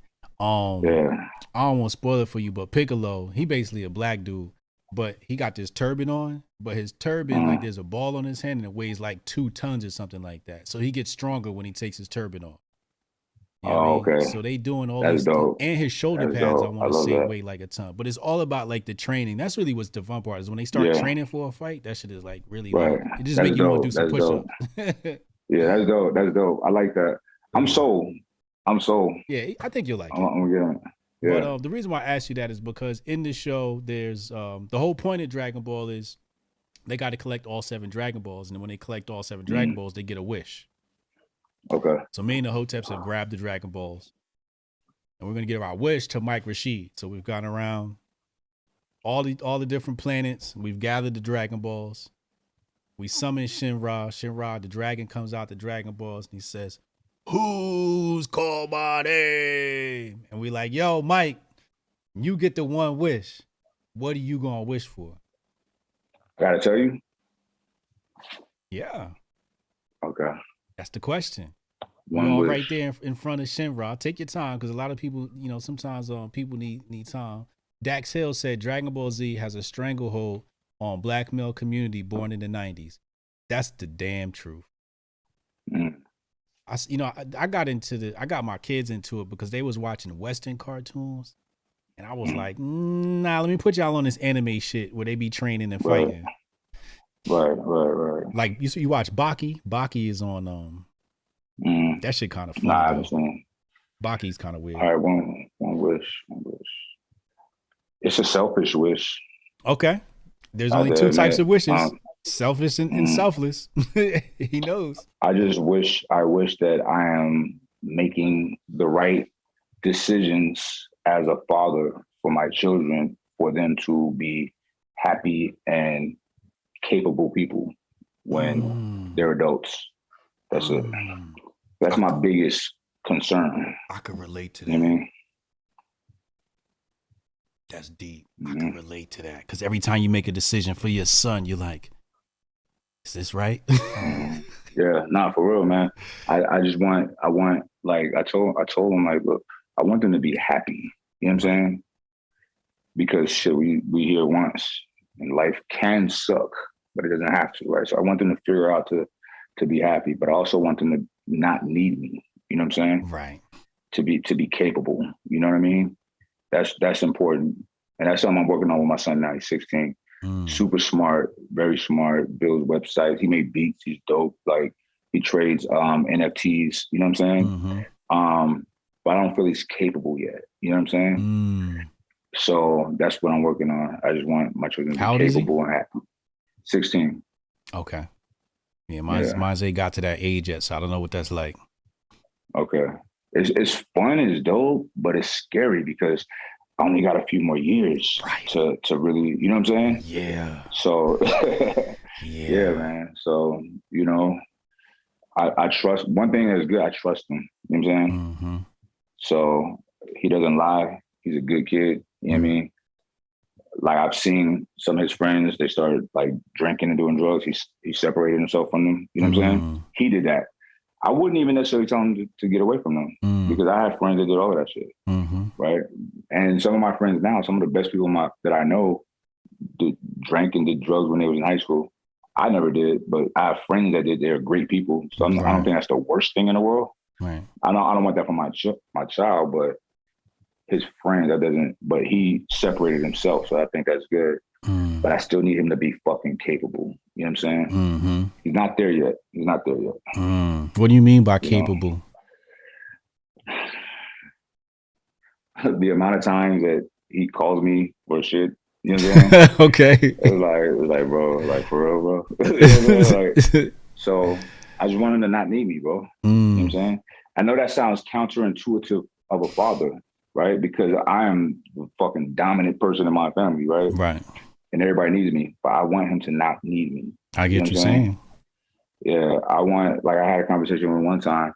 I said, yo, when I die, you want my house, right? He's like, yeah. I said, I don't want to give you a house. He looked perplexed. I said, son, if I have to give you a house, that means I didn't do a good job with you. You know what I'm saying? Your crib should shit on mine. You know what I'm saying? Correct. We give mine to somebody that need it. Like, I don't want that. Yeah. You should be way greater than me. Especially the fact that he got me feeding him all of this juice, his wisdom. Right. And he's around it.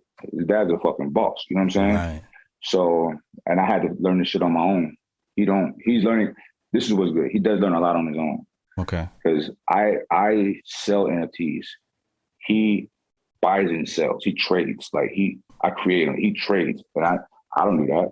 You know what I'm saying? So there's a lot of shit that he figures out on his own. Okay. You know what I'm saying? Yeah. Yeah, and I appreciate that about him. Yeah. He taught himself how to make beats. He's dope. He's good. Okay. You know what I'm saying? Yeah. Yeah. Yeah. His brain is powerful, you know. The kids are sharper than us. We just got to give them that wisdom. Question for you: when your kids were born, did you see it in their eyes, like physically, like just wide open and aware? What do you mean? What did you see? I'm gonna tell you what I saw. What I saw was a personality that won't exist for long because the world is gonna take it away. A woman is gonna take it away. Yeah, you know, the innocence. You know, like their innocent. You know, a child's innocence and how they look at the world, and all they see is goodness. Right. And then at some point, something's going to happen and he's going to change. It happens to all of us. Yeah. All right. So innocence, right? I don't know. Because people tell me, like, people that, you know, friends with, they be like, man, you're such a good person. Like, they try to adorn me with these great attributes. And I'm like, I'm a good person to you. You know what I'm saying? Because people that, like, there's a whole, like, I don't do nothing illegal no more. You know what I'm saying? But I still have a certain type of, like, darkness on me that probably will never shake. You know what I'm saying? Yeah. And when you know, it's people that I feel disrespected, and not anybody can disrespect me. Only people close to me or people that's really trying hard to deceive me and shit like that, or hurt somebody that I care about. You know, those people hate me. You know what I'm saying? And like everything will be finished. I'm not. You know what I'm saying? And I haven't grown out of that kind of shit. You know what I'm saying? Like and I don't want to right now. You know what I'm saying? Which is not a virtuous characteristic, but it's honest. You know what I'm saying?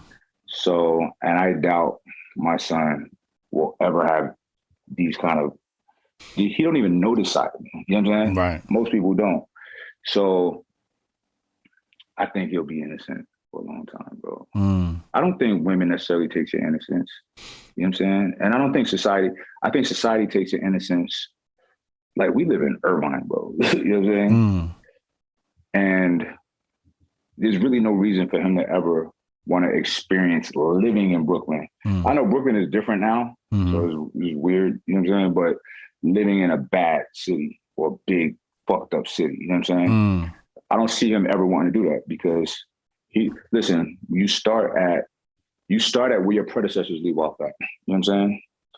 So my predecessor was in the slums. I started in the slums. His predecessors, which is me, we started up here. Right. So he starts here. You know what I'm saying? So he's going to get further detached from the realness that I'm a part of. Correct. And I love that for him. Right. You know what I'm saying?